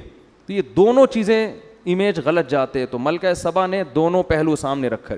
اس نے کہا دیکھو بات یہ ہے کہ نہ تو میں لڑائی سے بھاگنے والی ہوں, نہ میں اس کی قائل ہوں کہ ہر صورت میں لڑیں. ہم دیکھتے ہیں کہ لڑنا اگر ہمارے لیے فائدہ مند ہے تو لڑیں گے, نہیں لڑنا فائدہ مند تو نہیں لڑیں گے. اب لڑنا فائدہ مند کب ہے, نہیں لڑنا فائدہ مند کب ہے. اگر طاقت کا مقابلہ طاقت سے ہو رہا ہے تو لڑیں گے, لیکن اگر یہ ویژنری آدمی ہے, اس کی دعوت صحیح ہے, یہ پیسے کے لیے حکومت کے لیے نہیں لڑ رہا, یہ خدا کے دین کو غالب کرنے کے لیے ایک اس کا نظریہ ہے, ایک تھیوری ہے, ایک نظریہ ہے, اس کے لیے لڑ رہا ہے, تو پھر ہم اس سے مقابلہ نہیں کر سکتے. کیونکہ اگر ہم نے اس سے مقابلہ کیا, فتح ہو گئی تو بلے بلے, شکست ہو گئی تو پھر یہ ایسی واٹ لگا کے رکھے گا نا ہماری, اور ایسا ستیہ ناس کرے گا کہ سوچ لو کہ عزت دار لوگ ذلیل ہو جائیں گے. تو یہ دوسرا آپشن بھی سوچ لو, کیسی خاندانی در خاندانی ہے کہ نہیں ہے. تو کیا کہنے لگی, ان الملوک اذا دخلوا قریۃ افسدوها, دیکھو تم نے تو بات کر دی ہم لڑنے کے لیے تیار ہیں, لیکن بادشاہ لوگ جب لڑتے ہیں تو شکست میں کے ساتھ فتح کا خطرہ بھی ہوتا ہے, اور اگر ان کو فتح ہو گئی افسدوها, ملک کا بیڑا غرق کر دیں گے. وجعلوا اعزت اہلها اذلۃ, اور بادشاہوں کی عادت ہے ملک فتح کرنے کے بعد عزت دار لوگوں کو ذلیل بنا دیتے ہیں. میں بھی باندی بن سکتی ہوں, لونڈی بن سکتی ہوں, تم بھی سارے کیا بن جاؤ گے, قیدی بنو گے, غلام بنو گے. وَكَذَلِكَ يَفْعَلُونَ, یہ بھی کریں گے ایسا. لہذا ہم یہ تحقیق کرتے کہ یہ اہل حق ہیں یہ اہل باطل. تو اب آپ مجھے بتاؤ کہ جو آدمی خامخواہ میں دھمکیاں دے رہا ہو, اس کے پیچھے کوئی ویژن نہ ہو, تو اس سے اس کا دنیاوی مفاد کے علاوہ کوئی مقصد ہوگا؟ ہے بھائی, خامخواہ میں ایک آدمی کسی کو تنگ کر رہا ہے, اس کا مطلب بھائی آپ اس کے وسائل پہ قبضہ کرنا چاہتے ہیں. ایک ملک جب دوسرے ملک پہ بلا وجہ حملہ کر رہا ہے, اس کا مطلب اس کے وسائل کس کے کنٹرول میں لانا چاہ رہا ہے, اپنے. اسلام کی لڑائی اس مقصد کے لیے نہیں ہوتی. تو اس نے یہ کہا انی مرسلۃ الیہم بہدیۃ فناظرۃ بما یرجع المرسلون, میں اس کے پاس ہدیے تحفے تحائف بھیجتی ہوں بڑے خاندانی اور قیمتی قسم کے. گورنمنٹ کے پاس جو گفٹ ہوں گے وہ چھوٹے موٹے نہیں ہوں گے. اگر یہ شخص دنیا پرست ہے, اس کے دل میں حکومت کی لالچ ہے, یہ نذرانے دیکھ کرنا یہ اپنے ویژن اور نظریے سے پیچھے ہٹ جائے گا, اس کی دعوت میں لچک پیدا ہو جائے گی. پھر اگر دھمکی دی تو ہم لڑیں گے اس سے, اور اگر دھمکی نہیں بھی دی تو بھی لڑیں گے, کیونکہ یہ اس کی علامت ہے کہ یہ خام خام حکومت کا نشہ ہے. تو ملکہ سبا نے نا اس زمانے کے اربوں خربوں کے حساب سے ہیرے جواہرات جو بھی قیمتی بہت خاندانی قسم کے تحفے تھے قاصدین کو دیے, اور بولے جاؤ سلیمان کو دے کر آ جاؤ. حضرت سلیمان کے پاس جب وہ تحفے آئے ہیں, فلما جاء سلیمان, جب وہ تحفے سلیمان علیہ السلام کے پاس آئے, قال اتمدوننی بمال, انہوں نے فرمایا کہ چند ٹکے کے لوگ, تم لوگ میری پیسوں سے مدد کرنا چاہ رہے ہو, ہیں بھائی میری دعوت کا تم نے یہ مطلب لیا ہے, چند ٹکے تو میں اپنی طرف سے لگا رہا ہوں, یعنی اتمدوننی بمال, تم پیسوں سے میری مدد کر رہے ہو, تم یہ سمجھ رہے ہو کہ اتنے ڈالر ہم تمہارے لیے مدد کے لیے بھیجیں گے تو تم چپ ہو جاؤ گے. اتمدوننی بمال, پیسوں کے ذریعے میرا منہ مجھے چپ کرانا چاہ رہے ہو. فما آتانی اللہ خیر مما آتاکم, اللہ نے مجھے جو وسائل دیے ہیں نا وہ تم سے کروڑہ گنا زیادہ دیے ہیں. ارجع الیہم, پتلی گلی سے نکل, پتلی گلی سے واپس, قاصد کو کہہ رہے ہیں پلٹ جا واپس, اور ملکہ سبا کو جا کے بول کہ اب دوسرا خط نہیں آئے گا, ہدہد کے اور بہت سارے کام ہیں ہمارے پاس. ہدہد اس کام کے لیے فارغ نہیں بیٹھا ہوا کہ خط و کتابت ہی کرتا رہے. فَلَنَأْتِيَنَّهُمْ بِجُنُودٍ لَا قِبَلَ لَهُمْ بِهَا, اب اس کو بول اب خط نہیں آئے گا, اب فوج آئے گی. جیسے خادم حسین رضوی نے کہا تھا نا غوری آیا, ٹھیک, وہ تو کچھ زیادہ ہی ہو گئی تھی, لیکن قرضہ معاف کروانے کا ایک بہترین طریقہ تھا, بٹن دباؤ غوری آیا. خیر, فَلَنَأْتِيَنَّهُمْ بِجُنُودٍ لَا قِبَلَ لَهُمْ بِهَا. مجھے لڈن جعفری کے مرنے کا جتنا افسوس ہوا ہے نا, کیونکہ رمضان میں بڑے زبردست چیزیں آتی رہتی تھیں, مختلف چیزیں آتی رہتی تھیں, آدمی فریش ہوتا رہتا تھا ان کو دیکھ کر. انہوں نے کہا تھا کہ جو لوگ میرے خلاف میم بنا رہے ہیں کوئی بات نہیں, میرے ڈائلاگ دنیا میں چل رہے ہیں, تو میں سمجھا تعریفیں کر رہے ہیں میم بنانے والوں کی نا, خوش ہیں. آخر میں کہتے ہیں اصل میں ان کا اوپر کا اسکرو ڈھیلا ہے. تو حضرت سلیمان نے فرمایا فَلَنَأْتِيَنَّهُمْ بِجُنُودٍ لَا قِبَلَ لَهُمْ بِهَا, ملکہ سبا سے جا کے بولو, انہی کے قاصد کو کہہ رہے ہیں, ہدہد نہیں بھیج رہے, قاصد کو کہہ رہے ہیں کہ اب خط نہیں آئے گا, میں ایک ایسی فوج لے کر حملہ کروں گا کہ تم اس کے مقابلے میں ٹھہر نہیں سکتے. بھائی اس میں تو جنات بھی ہوں گے, اس میں تو انسان بھی ہوں گے. اور وَلَنُخْرِجَنَّهُم مِّنْهَا أَذِلَّةً وَهُمْ صَاغِرُونَ, اور ہم ان کو ان کے ملک سے ذلیل کر کے نکالیں گے, اور یہ سب عزت دار لوگ رسوا ہو جائیں گے. پھر ہم اتنے عزت سے نہیں, لڑائی ہوگی تو پھر لڑائی کا انجام تمہیں پتہ ہے کیا ہوتا ہے. تو جب وہ دھمکی پہنچی ہے نا, ملکہ سبا نے دوبارہ مشورہ کیا, انہوں نے بولا بھائی یہ بندہ لالچی نہیں ہے, چلو مذاکرات کے لیے چلتے ہیں سلیمان کے پاس. بات کیا ہے بھائی, یہ نہیں کہ جنگ کے لیے چلتے ہیں, بلایا جا کے بات چیت کرتے ہیں, کیا مسئلہ ہے بھائی, ٹھیک ہے نا. تو قرآن کہہ رہا ہے کہ حضرت سلیمان کو اطلاع مل گئی کہ ملکہ سبا وہاں سے چل پڑی ہے. حضرت سلیمان علیہ السلام چاہتے تھے کہ ملکہ سبا کو ہم نے دعوت دینی ہے, لڑائی کے بغیر ہی کام بن جائے تو زیادہ اچھا ہے نا. اسلام حدیث میں آتا ہے کہ لا تتمنوا لقاء العدو, دشمن سے لڑائی کی تمنا کبھی بھی مت کرو. جنگ اسلام میں کوئی پسندیدہ کام نہیں ہے, کوشش کرو کام جنگ کے بغیر ہو جائے. فرمایا فَإِذَا لَقِيتُمْ فَاصْبِرُوا, ہاں اگر جنگ مسلط ہو جائے تو پھر صبر کرو.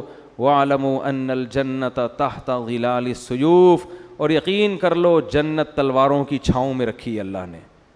کیسی زبردست حدیث ہے. تو حضرت سلیمان بھی چاہتے تھے کہ خام میں جنگ نہ ہو. اگر بھائی آرام سے یہ مسلمان ہو جاتی ہے تو کیا ضرورت ہے ہمیں جنگ کرنے کی, اور یہ مسلمان ہوگی تو پوری قوم نیچے مسلمان ہو جائے گی. تو سلیمان علیہ السلام نے ارادہ کیا اس کو اپنے کچھ معجزے پہلے سے دکھائیں, تاکہ وہ دیکھ کے یقین کر لے کہ یہ انسان کے بس میں نہیں ہے, ان کے ساتھ کون ہے, اللہ ہے, اور یہ اللہ کے سچے نبی ہیں. اس کے لیے سلیمان علیہ السلام نے ترکیب یہ سوچی کہ ہم ایسا کرتے ہیں کہ ملکہ سبا کا اتنا بڑا عالی شان تخت, ہیرے جواہرات اس میں جڑے ہوئے اور ٹنوں من اس کا وزن, وہ کسی جن کو ٹھیکہ دو پہلے ہی اٹھا کے لے آئے وہ. تو جب وہ یہاں آ کے دیکھے گی تو حیران ہو جائے گی نا. تو یہ کام تو انسان کے بس میں ہے نہیں. اس زمانے میں جہاز تھوڑی تھے, جو ہوائی جہاز ہیں یہ تھوڑی تھے اس زمانے میں, اور شپ کے ذریعے آنے میں تو کئی مہینے لگ جاتے تھے. تو اس لیے سلیمان علیہ السلام نے اپنے دربار میں کہا یا ایھا الملأ ایکم یاتینی بعرشھا قبل ان یاتونی مسلمین. ہاں بھائی, تم میں کوئی ایسا بندہ ہے, کوئی ایسی مخلوق بیٹھی ہوئی ہے جو ملکہ سبا کے یہاں پہنچنے سے پہلے, اس کو بھی کئی مہینے لگیں گے یا 1 مہینہ یا 2 مہینہ لگے گا, تو اس کے یہاں پہنچنے سے پہلے کون اس کا تخت اٹھا کے لے آئے گا. قرآن کہتا ہے, یہ ظاہر ہے انسان کے بچے کا کام نہیں ہے. قال عفریت من الجن انا آتیک بہ قبل ان تقوم من مقامک. ایک جن کھڑا ہوا. عامل لوگ بڑے خوش ہوں گے, دیکھو جنات کے پاس ایسے اختیارات ہیں, وہ یہ بھی کر سکتے ہیں. جن کے پاس ایسے اختیارات ہوتے ہیں, لیکن جن آپ کے اختیار میں ہوں ایسی کوئی رپورٹ ہمارے پاس نہیں ہے. جن تو بہت کچھ کر سکتا ہے, مگر وہ آپ کے مشورے پہ کرے گا ایسا نہیں ہے. اگر کر رہا ہوتا نا تو آپ کی خستہ حالت. میں کہتا ہوں ان عاملوں سے جو کہتے ہیں کہ ہم سنگ دل محبوب کو قدموں میں لا سکتے ہیں, اس کو بولو پٹھان ہوٹل سے تو 2 پراٹھے لا کے دکھا دے جن کے ذریعے. سنگ دل محبوب کہاں سے لائے گا قدموں میں؟ تو جن تو طاقتور ہوتا ہے مگر وہ انسانوں کے کنٹرول میں نہیں ہوتا. تو وہ صرف سلیمان علیہ السلام کے کنٹرول میں تھے. تو جن نے کہا میں, آپ اس کی بات کر رہے ہیں کہ وہ یہاں پہنچے گی پھر تخت آئے گا؟ ارے آپ کی مجلس برخاست ہونے سے پہلے تخت آپ کے سامنے. قرآن کہتا ہے قال الذی عندہ علم من الکتاب. ایک بزرگ بیٹھے ہوئے تھے سلیمان علیہ السلام کی محفل میں. وہ پیغمبر نہیں تھے, امتی تھے. ان کے پاس کتاب یعنی زبور کا علم تھا. اس سے پتہ چلتا ہے بھائی اللہ کی کتاب کا علم بھی کتنی بڑی فضیلت ہے. اللہ فضیلت میں بیان کر رہا ہے جن کے پاس اللہ کی کتاب کا علم. اس لیے قرآن کو سمجھ کے سیکھو. قرآن کا علم ہونا یہ اللہ کی بہت بڑی نعمت ہے. تو وہ نیک تھے.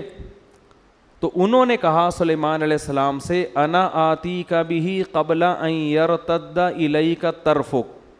حضرت یہ جن کہہ رہا ہے کہ مجلس برخاست ہونے سے پہلے میں آپ کی پلک جھپکنے سے پہلے حاضر کروں گا. یہ کہا اور تخت سامنے حاضر. نہیں آ رہی بات سمجھ. یہ واقعہ اگر صرف فضائل اعمال میں لکھا ہوتا تو فضائل اعمال کے پہ جو کفر اور شرک کے فتوے لگے ہوئے ہیں ان فتووں میں ایک اور اضافہ ہو جاتا کہ دیکھو انسان کے بس میں تو یہ ہے نہیں, یہ تو شرک پھیلا رہے ہیں. تو یہ واقعہ قرآن میں لکھا ہے. اس سے پتہ چلتا ہے کہ اللہ تعالیٰ بعض مرتبہ کسی بزرگ کے ہاتھ پہ کوئی ایسا محیر العقول کام کر دیتے ہیں جو اسباب کی دنیا میں ممکن نہیں ہوتا. اس کو کرامت کہتے ہیں. یہی کام اگر نبی سے ہو تو اس کو معجزہ کہتے ہیں, بزرگوں سے ہو تو اس کو کیا کہا جاتا ہے؟ کرامت. اور یہ کچھ بھی ہو سکتا ہے. اس میں ہمارا عقیدہ یہ ہے کہ یہ ہاتھ بزرگ کا استعمال ہوتا ہے, کام بزرگ نہیں کر رہے ہوتے. اللہ نے بزرگوں کو ایسے اختیارات نہیں دیے, نہ پیغمبروں کو دیے نہ بزرگوں کو دیے ہیں. پیغمبر کا معجزہ بھی اللہ کی طرف سے ہوتا ہے, پیغمبر کا دخل نہیں ہوتا اس میں. مردوں کو حضرت عیسیٰ زندہ کرتے تھے تو حضرت عیسیٰ نہیں کرتے تھے, بلکہ کون کرتا تھا؟ اللہ کرتے تھے. حضرت عیسیٰ تو صرف کہتے تھے. تو اللہ نے ان بزرگ کے ہاتھ پہ کرامت ظاہر کی. تو اسی طرح فضائل اعمال میں جو درجنوں واقعات لکھے ہیں ان بزرگ نے یہ کر دیا, ان بزرگ, یہ کرامت کے واقعات ہیں. ان کو شرک کہنا اس لیے درست نہیں ہے کہ ان میں ان بزرگ کی طرف مجازی نسبت ہے. حقیقت کون کر رہا ہے؟ اللہ. ہاں, کرامت کا واقعہ اگر مستند کتاب میں لکھا ہو یا مستند ذریعے سے پہنچے تو اس کو مانو. بیان کرنے والا مستند نہیں ہے تو پھر اس کو مت مانو. اب فضائل اعمال میں جو کرامتیں لکھی ہوئی ہیں وہ جن کتابوں سے لی گئی ہیں, وہ کتابیں اگر مستند ہیں تو کرامت کا واقعہ بھی درست, کتابیں مستند نہیں ہیں تو کرامت کا واقعہ درست نہیں ہے. اور دوسری بات یہ کہ جو لوگ فضائل اعمال کے خلاف کلپ بناتے ہیں ان سے کہو اصل کلپ تو اس کتاب کے خلاف بننا چاہیے جس کتاب سے فضائل اعمال نے وہ کرامت لی ہے. اس کتاب کے خلاف کوئی کلپ بنانے کے لیے تیار نہیں ہے, کیونکہ وہ کتابیں بڑے بڑے محدثین کی لکھی ہوئی کتابیں ہیں, اور محدثین کو برا بھلا کہیں گے تو لوگ ان کو جوتے ماریں گے. تو اس لیے انہوں نے فضائل اعمال کو پکڑا ہوا ہے. نہیں آ رہی سمجھ میں میرا خیال ہے بات. تو یہ خیانت ہے بہت بڑی کہ جو اصل کتاب ہے اس کو تو کچھ نہیں کہہ رہے, ٹھیک ہے نا, اور جہاں جو نقل کر رہے ہیں اس کو کہہ رہے ہیں یہ فضائل اعمال اور فضائل صدقات میں شرک بھرا ہوا ہے. تو ان کو شرک کی ڈیفینیشن ہی پتہ نہیں ہے. تو ان بزرگ نے کیا کہا. اب یہاں ایک اور لوگ سوال کرتے ہیں کہ یہ کرامت تو صحابہ کے ہاتھ پہ ظاہر نہیں ہوئی جو فضائل اعمال میں لکھی ہوئی ہیں, یہ تو نبی کے ہاتھ پہ یہ معجزہ نہیں ہوا, تو بزرگ کے ہاتھ پہ کیسے ہو گیا؟ اس کا مطلب بزرگ صحابہ سے بھی افضل ہیں. تو یہی سوال ہم یہاں کریں گے کہ سلیمان علیہ السلام تو تخت کو سیکنڈوں میں لا نہیں سکے, لیکن مجلس میں بیٹھے ہوئے بزرگ نے کہا اور تخت سامنے حاضر, تو کیا ہم یہ کہہ سکتے ہیں کہ وہ بزرگ حضرت سلیمان سے افضل ہو گئے؟ نہیں. کرامت کے صدور سے کوئی شخص دوسرے سے افضل نہیں ہو جاتا. کرامت تو اللہ کی طرف سے ایک اکرام ہے بزرگ کا کہ دیکھو میں اس پہ خوش ہوں اور اس کے ہاتھ پہ میں کیسی چیزیں ظاہر کر دیتا ہوں. یہ اس کی علامت نہیں ہے کہ اس وقت دنیا میں سب سے افضل یہی ہے. اور یہ بھی ممکن ہے کہ ایک پیغمبر کے ہاتھ پہ وہ معجزہ ظاہر نہ ہو جو کسی امتی کے ہاتھ پہ کرامت ہو جائے, یہ بھی عین ممکن ہے. باقی افضلیت کا تعلق اعمال سے ہے, کرامتوں سے نہیں ہے. کون افضل ہے سب سے؟ جو شریعت پہ سب سے زیادہ چلتا ہے, تو وہ تو پیغمبر سب سے زیادہ چلتے ہیں نا. اور علماء کہتے ہیں امتی کے ہاتھ پہ کرامت کا ظاہر ہونا یہ پیغمبر ہی کے فضیلت کی دلیل ہے, اس لیے کہ اس امتی کو یہ مقام اس پیغمبر کی امت کے امتی ہونے کی وجہ سے ملا ہے. وہ جو بزرگ تھے نا جنہوں نے کرامت ظاہر کی اور تخت فوراً لے آئے, تو اصل میں یہ فضیلت سلیمان علیہ السلام کی تھی. وہ بزرگ سلیمان علیہ السلام کو فالو کرتے تھے, اسی وجہ سے تو یہ انعام ملا نا ان کو. اسی وجہ سے حضرت سلیمان اس بزرگ کا شکریہ نہیں ادا کر رہے, بلکہ جیسے ہی تخت حاضر ہوا ہے تو کہہ رہے ہادہ من فضل ربی, یہ میرے رب کا مجھ پر فضل ہے. نہیں آ رہی بات؟ کیا مطلب؟ گویا یہ میرا معجزہ ہے کہ میرے امتیوں کے ہاتھ پہ ایسا کچھ ہو رہا ہے, تو یہ ان کا نہیں, یہ کس کا کمال ہے؟ یہ کمال اللہ نے مجھے دیا ہے کہ مجھے فالو کرنے کی وجہ سے ان کو ایسے انعامات ملے ہیں. تو فضائل اعمال اور صدقات میں جو بزرگوں کی کرامتیں لکھی ہوئی ہیں وہ محمد صلی اللہ علیہ وسلم کی فضیلت کی دلیل ہیں کہ اللہ نے سید الانبیاء کو اتنا اونچا مقام دیا کہ سید الانبیاء کو فالو کرنے والوں کے ہاتھ پہ اللہ نے ایسی ایسی کرامتیں ظاہر کی ہیں. تو اس سے پیغمبر کا مقام کم نہیں ہو رہا, بلکہ پیغمبر کا مقام اونچا ہو رہا ہے کہ ان کی امتیوں میں پچھلی امتوں سے بھی زیادہ بڑی بڑی کرامتیں صادر ہوئی ہیں. نہیں آ رہی میرا خیال ہے بات سمجھ میں؟ تو سلیمان علیہ السلام نے کیا کیا؟ وہ ان بزرگ نے کہا کہ میں آپ کی پلک جھپکنے سے پہلے کیا لے آؤں گا؟ تخت سامنے. یہ کہا اور تخت سامنے, کیونکہ پلک تو جھپکنے میں تو سیکنڈ لگتے ہیں. اب جیسے ہی حضرت سلیمان نے دیکھا نا یہ تو تخت یہیں آ گیا فوراً, تو فرمانے لگے ھذا من فضل ربی, یہ میرے رب کا کیا ہے؟ فضل ہے, مجھ پر فضل ہے. لیبلونی ااشکر ام اکفر, اللہ مجھے آزمانا چاہتا ہے کہ میں اس کا شکر گزار بنتا ہوں یا ناشکرا. میں نے اس دن بیان میں کہا تھا نا کہ پیغمبر جب بھی کوئی نعمت دیکھتے ہیں تو شو نہیں مارتے, اتراتے نہیں ہیں اور بڑی بڑی باتیں نہیں کرتے, بلکہ کس کی طرف نسبت کرتے ہیں؟ اللہ کی طرف. شکر بھی ادا کرتے ہیں اور استحضار بھی کرتے ہیں کہ مجھے آزمایا جا رہا ہے, ایسا نہ ہو میں اس میں پڑھ کے اللہ کو بھول جاؤں. ہمارے ہاتھ پر کوئی ایسی کرامت ظاہر ہو نا, کوئی انڈا ہی اٹھا کے ہم لے آئیں کہیں سے, پٹھان ہوٹل کا پراٹھا لے آئیں, چلو فرض کرو اٹھا کے لے آئیں اگر ہم, تو 6 مہینے شو مارنے میں لگیں گے کہ نہیں لگیں گے؟ دیکھا اس دن میں نے سنگ دل محبوب قدموں میں لایا تھا کہ نہیں لایا تھا؟ لایا تھا کہ نہیں لایا تھا؟ دیکھا اس دن میں نے خواب سنایا تھا, اگلے دن سچا نکلا کہ نہیں نکلا؟ 6 مہینے کس میں لگیں گے؟ شو مارنے میں. ادھر سلیمان علیہ السلام یہ نہیں کہہ رہے فخر, دیکھو میرے امتیوں میں ایسے ایسے لوگ ہیں ہزاروں کلومیٹر دور سے تخت سیکنڈوں میں ایسا ہی تھوڑی یہاں بیٹھا ہوا ہوں بھائی, ایسا ہی تھوڑی, بہت سے پیغمبروں سے اللہ نے مجھے فضیلت دی ہے, ایسی کچھ نہیں. بلکہ کیا کہہ رہے ہیں؟ یہ میرے رب کا فضل ہے, میرا کمال نہیں ہے, اور میرے رب نے مجھ پر یہ فضل اس لیے کیا لیبلونی, مجھے آزما رہا ہے وہ. اشکر ام اکفر, کہ میں شکر گزار بنتا ہوں یا ناشکرا. آگے کہنے ومن شکر فانما یشکر لنفسی, دیکھو جو شکر کرتا ہے اپنے خود ہی فائدہ ہوگا اس کا, اللہ کو کوئی فائدہ نہیں ہے. ومن کفر فان ربی غنی کریم, اور جو ناشکری کرے گا اللہ کا کوئی نقصان نہیں ہے, میرا رب بے پرواہ ہے, اسے انسانوں کے شکر کی ضرورت نہیں ہے, کریم عزت دار پہلے سے ہے, وہ کسی کی ناشکری سے اس کی عزت میں کمی نہیں ہوتی. اب جب تخت آ گیا نا تو اب سلیمان علیہ السلام نے سوچا ملکہ سبا آتے ہی تو اس تخت کو پہچان جائے گی, کیونکہ ایک دم 100% وہی تخت، اس جیسا تو کسی کا نہیں ہے. تو اسے تھوڑا سرپرائز دینے کے لیے ہم اس تخت میں تھوڑی سی چینجنگ کرتے ہیں تاکہ اس کو تھوڑا سوچنا پڑے. جب انسان کنفیوز ہونے کے بعد کسی حقیقت پر مطلع ہوتا ہے تو اس پر اثر زیادہ ہوتا ہے. سمجھ میں نہیں آ رہی بات؟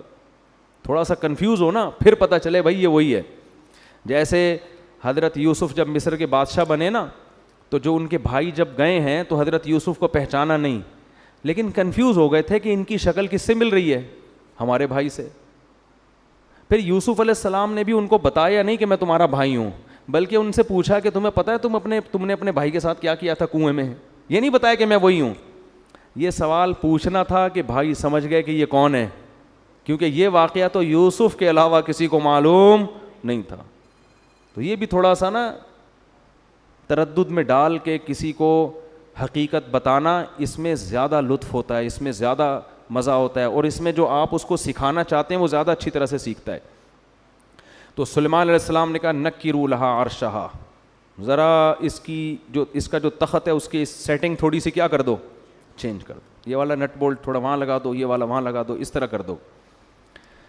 جب ملکہ سبا وہ مہینوں کا سفر کر کے پہنچی ہے تو سلیمان علیہ السلام نے ملکہ سبا سے کہا اچھا ہمارے ہاں کوئی متعصب قسم کے صوفی ہوتے تو کہتے حضرت آپ لیڈیز سے بات نہ کریں. یہ بھی ایک طبقہ ہے ہمارے ہاں جو تقوی میں اتنا آگے نکل جاتا ہے. ایک طرف تو ایسا لبرل طبقہ ہے جنہوں نے پردہ ہی ختم کر دیا کہ مرد اور لڑکیاں ساتھ بیٹھ کے گپے ماریں. میں جب بھی ٹیلی ویژن کے کسی پروگرام میں جاتا ہوں پہلے یہ ان کو آرڈر دیتا ہوں میرے ساتھ کسی لڑکی کو بٹھانے کی اجازت نہیں ہے. اس کی میں نے بہت سختی کی ہوئی ہے. یہ علماء کے وقار کے خلاف ہے کہ جوان لڑکیاں بن ٹھن کے آئی ہوئی ہیں, مفتی صاحب سے انٹرویو لے رہی ہیں, تو آپ پردے کی تبلیغ کیسے کرو گے دنیا کے سامنے؟ ہاں اس پہ جو ہے نا کال پہ کوئی انٹرویو ریکارڈ کرا کے, میرے کچھ انٹرویو ایسے ہیں جس میں یہ دکھایا کہ کوئی لڑکی مجھ سے انٹرویو لے رہی ہے, وہ سامنے نہیں بیٹھی ہیں, وہ انہوں نے مجھ سے ویڈیو انٹرویو ریکارڈ کروا کے پھر چلایا اس اسٹائل میں کہ جیسے ایسا لگ رہا ہے کہ وہ سامنے میرے بیٹھی ہوئی ہیں, تو وہ ایڈیٹنگ ہوئی ہے. تو ایک طبقہ تو ہمارا یہ ہے کہ جنہوں نے پردے کے حکام کی دھجیاں اڑا دی. ایک طبقہ اتنی صوفی پنے کی انتہا کو پہنچا ہوا ہے جہاں عورت سے بات کرنے کی ضرورت ہے وہاں بھی وہ بات کرنے کے لیے تیار نہیں ہے. اب کوئی خاتون اگر آپ سے مسئلہ پوچھنے کے لیے آ رہی ہے تو پردہ کرنا تو اس کی ذمہ داری ہے. اگر وہ نہیں کر رہی تو آپ کو شریعت نہیں کہتی یہاں سے بھاگ جاؤ فوراً کہ وہ مسئلہ پوچھنے آئی آپ بھاگیں وہاں سے. آپ بیٹھیں مسئلہ بتائیں. ہاں تنہائی کسی عورت کے ساتھ بند کمرے میں اختیار کرنا اس کی اسلام میں اجازت نہیں ہے, اور آپ اس کو محبت سے پردے کی ترغیب بھی دے دیں. تو ہمارے یہاں کچھ جو اس طرح کے لوگ ہیں نا تو وہ سلیمان علیہ السلام پر یہ اعتراض کہ وہ پہلے سلیمان علیہ السلام کے پاس جا کے کہتے حضرت آپ کو لیڈیز سے بات کرنے کی اجازت نہیں ہے بالکل. تو لیکن پیغمبر تھے, کون بولتا. تو سلیمان علیہ السلام نے جب دیکھا کہ ملکہ سبا آئی تو سب سے پہلے اس سے سوال پوچھا اہا کذا عرشک, یہ تخت آپ ذرا دیکھیں بتائیں کہ کیا آپ کا جو تخت ہے اسی ٹائپ کا ہے یا نہیں ہے. تو وہ بڑے حیران ہو گئی کہ یار بالکل اسی جیسا لگ رہا ہے لیکن 100% وہ ہے بھی نہیں. تو کہنے لگی قالت کأنہ ہو, ایسا لگ رہا ہے کہ یہ وہی ہے, یعنی وہ ہے تو نہیں لیکن ایسا لگ رہا ہے کہ گویا کہ یہ وہی ہے. پھر کہنے لگی کہ بڑا کمال آپ نے کیا کہ اسی جیسا تخت ہدہد کی رپورٹوں کے ذریعے اس نے کہیں لا کے نقشہ بتایا ہوگا اور آپ نے اسی جیسا تخت بنا لیا, کیونکہ اس کے تو وہم و گمان میں بھی نہیں کہ سیکنڈوں میں یہ تخت وہاں سے اڑ کے یہاں آ سکتا ہے. لہذا وہ کہہ رہی ہے کہ کمال ہے بھائی, اسی جیسا تخت آپ نے کیسے بنا لیا. وَأُوتِينَا الْعِلْمَ مِنْ قَبْلِهَا وَكُنَّا مُسْلِمِينَ, ہمیں پتہ تھا کہ آپ کو اللہ نے جو ٹیکنالوجی دی ہے اور وسائل دیے ہیں اس کا ہمیں اندازہ تھا, لیکن ایسا اندازہ کہ ایسا خاندانی تخت بنا لو گے یہ کھوپڑی میں نہیں آتا, اور ہم پہلے سے مان چکے ہیں آپ کی صلاحیتوں کو, مسلمین مان چکے ہیں. یہ تو اس کے تصور میں ہی نہیں کہ یہ وہی ہے. قیل لها ادخل الصرح, حضرت سلیمان علیہ السلام نے فرمایا کہ اب اس محل میں آپ داخل ہو جاؤ. تو محل کا فرش حضرت سلیمان نے ایسا خاندانی بنایا تھا نا, ایسی ٹیکنالوجی استعمال ہوئی تھی کہ وہ فرش دیکھنے میں پانی لگتا تھا کہ پانی ہے جو جس میں لہریں بن رہی ہیں, اتنا شیشے کا چمکدار. تو وہ جو ہے نا اس نے کیا کیا, فلما رأتہ حسبتہ لجۃ. اچھا اس سے یہ بھی پتہ چلتا ہے کہ اللہ نے اگر آپ کو وسائل دیے ہیں تو اچھا گھر بنانا, اچھا ڈیکوریٹ کرنا گھر کو, لائف اسٹائل کو ذرا لگژری بنا لینا, یہ شریعت کے خلاف نہیں ہے. کوئی صوفی وہاں پر ہوتا, نالائق ٹائپ کا صوفی, وہ پہلے تو حضرت سلمان کے ملکہ سبا کی سے بات چیت پر اس کو اعتراض ہوتا, ایک آپ نامحرم سے بات کیوں کر رہے ہیں آپ, ٹھیک ہے نا. دوسرا اعتراض اس کو یہ ہوتا کہ یہ کیا ہے بھائی, یہ کیا ہے تخت مخت, آپ نے بھی تخت بنایا ہوا, آپ کا اتنا عالی شان تاج ہے, اور یہ آپ نے اتنے خوبصورت فرش بنائے ہوئے ہیں, ٹائلیں لگائی ہوئی ہیں فرش کے اوپر, اور ایسا خاندانی فرش کے دیکھنے میں کیا لگ رہا ہے, پانی لگ رہا ہے. اس زمانے میں ایسا شیشہ بنا لینا کہ پانی لگے, وہ تالاب لگے, یہ کیا بھائی, آپ کو تو ایک جھونپڑے میں رہنا چاہیے, ایک پرانے سے بوسیدہ کپڑا پہن کے اللہ اللہ کرنا چاہیے, یہ کیا بھائی. جب اللہ نے وسائل دیے ہیں تو یہ بھی بولو ٹھیک, اور جب نیت اچھی ہو تو اور زیادہ ٹھیک. نیت کیا ہے بھائی, دنیا پہ جو روب اور دبدبا پڑے گا وہ جھونپڑے دیکھ کے نہیں پڑے گا, وہ اسی دنیا کا اسٹائل یہی ہے. لینڈ کروزر میں کسی کے ہاں رشتہ لینے جاؤ فوراً ملے گا, گدھے پہ بیٹھ کے جاؤ گے کیا خیال ہے, ملے گا. تو جب رشتہ نہیں ملتا بھائی گدھے پہ بیٹھ کے جانے میں, تو کوئی حکومت آپ سے کیسے تسلیم ہو جائے گی آپ کے سامنے, غلیلیں لے کے میدان میں جا رہے ہیں لڑنے کے لیے. تو اسی وجہ سے ہمارے نبی نے بھی اس کا بڑا اہتمام کیا ہے. جب کوئی وفد ہمارے نبی سے ملنے آتا تو آپ اپنے لباس کو چینج کرتے, اچھا لباس پہنتے, اپنے بالوں میں کنگھی کرتے,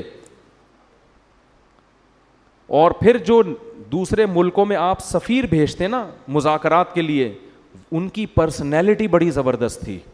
جتنے سفیر نبی صلی اللہ علیہ وسلم نے دوسرے ملکوں کے لیے بھیجے ہیں, ان میں مفسرین کہتے ہیں دو چیزیں قدر مشترک تھیں. ایک ان کی پرسنالٹی, خوبصورت بہت تھے, قداور تھے. دوسرا بلاغت بہت تھی, بات کرنا جانتے تھے, آواز اچھی تھی, بات بہت اچھی, کیونکہ اس سے بڑا اچھا میسج جاتا ہے. اب کسی ایسے آدمی کو بھیج دیا جو ہکلا رہا ہے وہاں جا کے, ہے بھائی, یا اس کی پرسنالٹی نہیں ہے, تو اس سے امیج اچھا نہیں پڑتا. یہ جو تھے رضی اللہ عنہ, یہ بھی سفیر تھے دوسرے ملکوں میں, یہ اتنی پرسنالٹی, اتنے خوبصورت تھے کہ حضرت عمر نے اپنے دور خلافت میں ان پر مدینہ آنے پر پابندی لگا دی, اور کہا اگر مدینہ آئیں تو چہرہ ڈھانپ کے آئیں, کیونکہ بہت سی عورتوں کو ان کو دیکھ کے فتنہ ہونے لگا تھا. یعنی مدینہ آتے نا تو جن عورت کی ان پہ نظر پڑتی اس کے بارے میں خطرہ ہوتا کہ یہ کوئی ان پہ فریفتہ نہ ہو جائے, عاشق نہ ہو جائے. ایسی خوبصورت پرسنالٹی نبی نے روم اور کسرا کے بادشاہوں کے لیے رکھی ہوئی تھی, ان کے پاس بھیجتے تھے. تو جب محل میں داخل ہوتے ہوں گے اور نبی کا پیغام پہنچاتے ہوں گے تو وہ غور سے سنتا ہوگا کہ نہیں سنتا ہوگا. تو دنیا اسباب کا ہے نا. ہاں دوسری طرف حضرت بلال بھی ہیں. حضرت بلال کو آپ صلی اللہ علیہ وسلم نے سفیر نہیں بنایا لیکن مؤذن بنایا, ان کو بتایا کہ تمہارے قدموں کی آہٹ کہاں سنتا ہوں میں, جنت میں.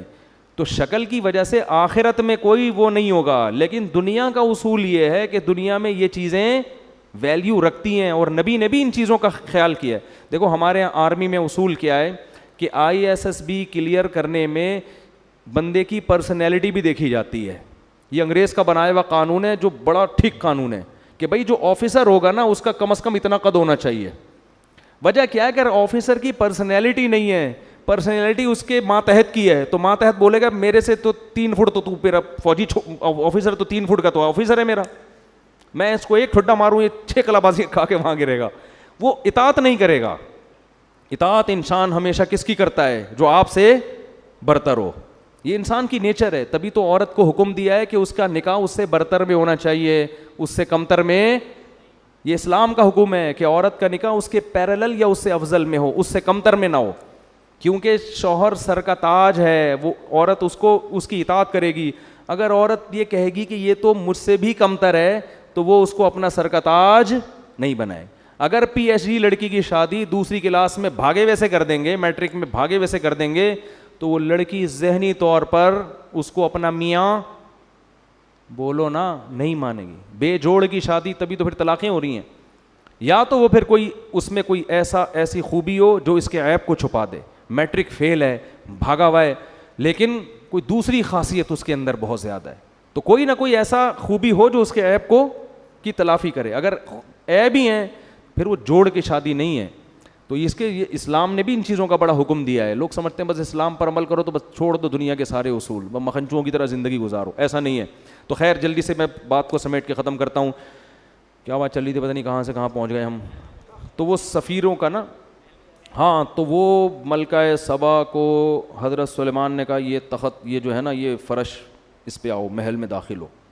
تو ملکہ سبا نے کہا یار یہ تو پانی ہے, تالاب ہے یہاں, اس میں کیسے چلوں گی. تو کشفت عن ساقیہا, اپنی جو بھی شلوار تھی, جو بھی ازار تھا, جو بھی ساڑی تھی, کچھ بھی ہوگا, ساڑیاں تو نہیں پہنی ہوں گی, ظاہر ہے ملکہ ہے, شاہانہ لباس ہی ہوگا نا. تو جو بھی لباس تھا اس نے اپنے پائنچے اوپر کر لیے تاکہ میرے پاؤں کپڑے گیلے نہ ہو. حضرت سلیمان قیل لها ادخل الصرح فلما رأته حسبته لجة وكشفت عن ساقيها قال انه صرح ممرد من قوارير. تو حضرت سلیمان نے کہا یہ پانی نہیں ہے, یہ تالاب نہیں ہے, یہ شیشے کا بنا ہوا فرش, ڈیزائن ایسے کیا گیا ہے دیکھنے والا اس کو تالاب سمجھتا ہے. اب یہاں ملکہ سبا نے کہا بھائی یہ خدا کا پیغمبر ہے, ابھی اس نے مجھے تخت دکھا دیا وہاں سے یہاں, اور یہ ایسا فرش تو دنیا میں کسی کا باپ بھی نہیں بنا سکتا. اس نے یہ نہیں کہا مجھے پتا ہے, یہ دل میں سوچا ہوگا.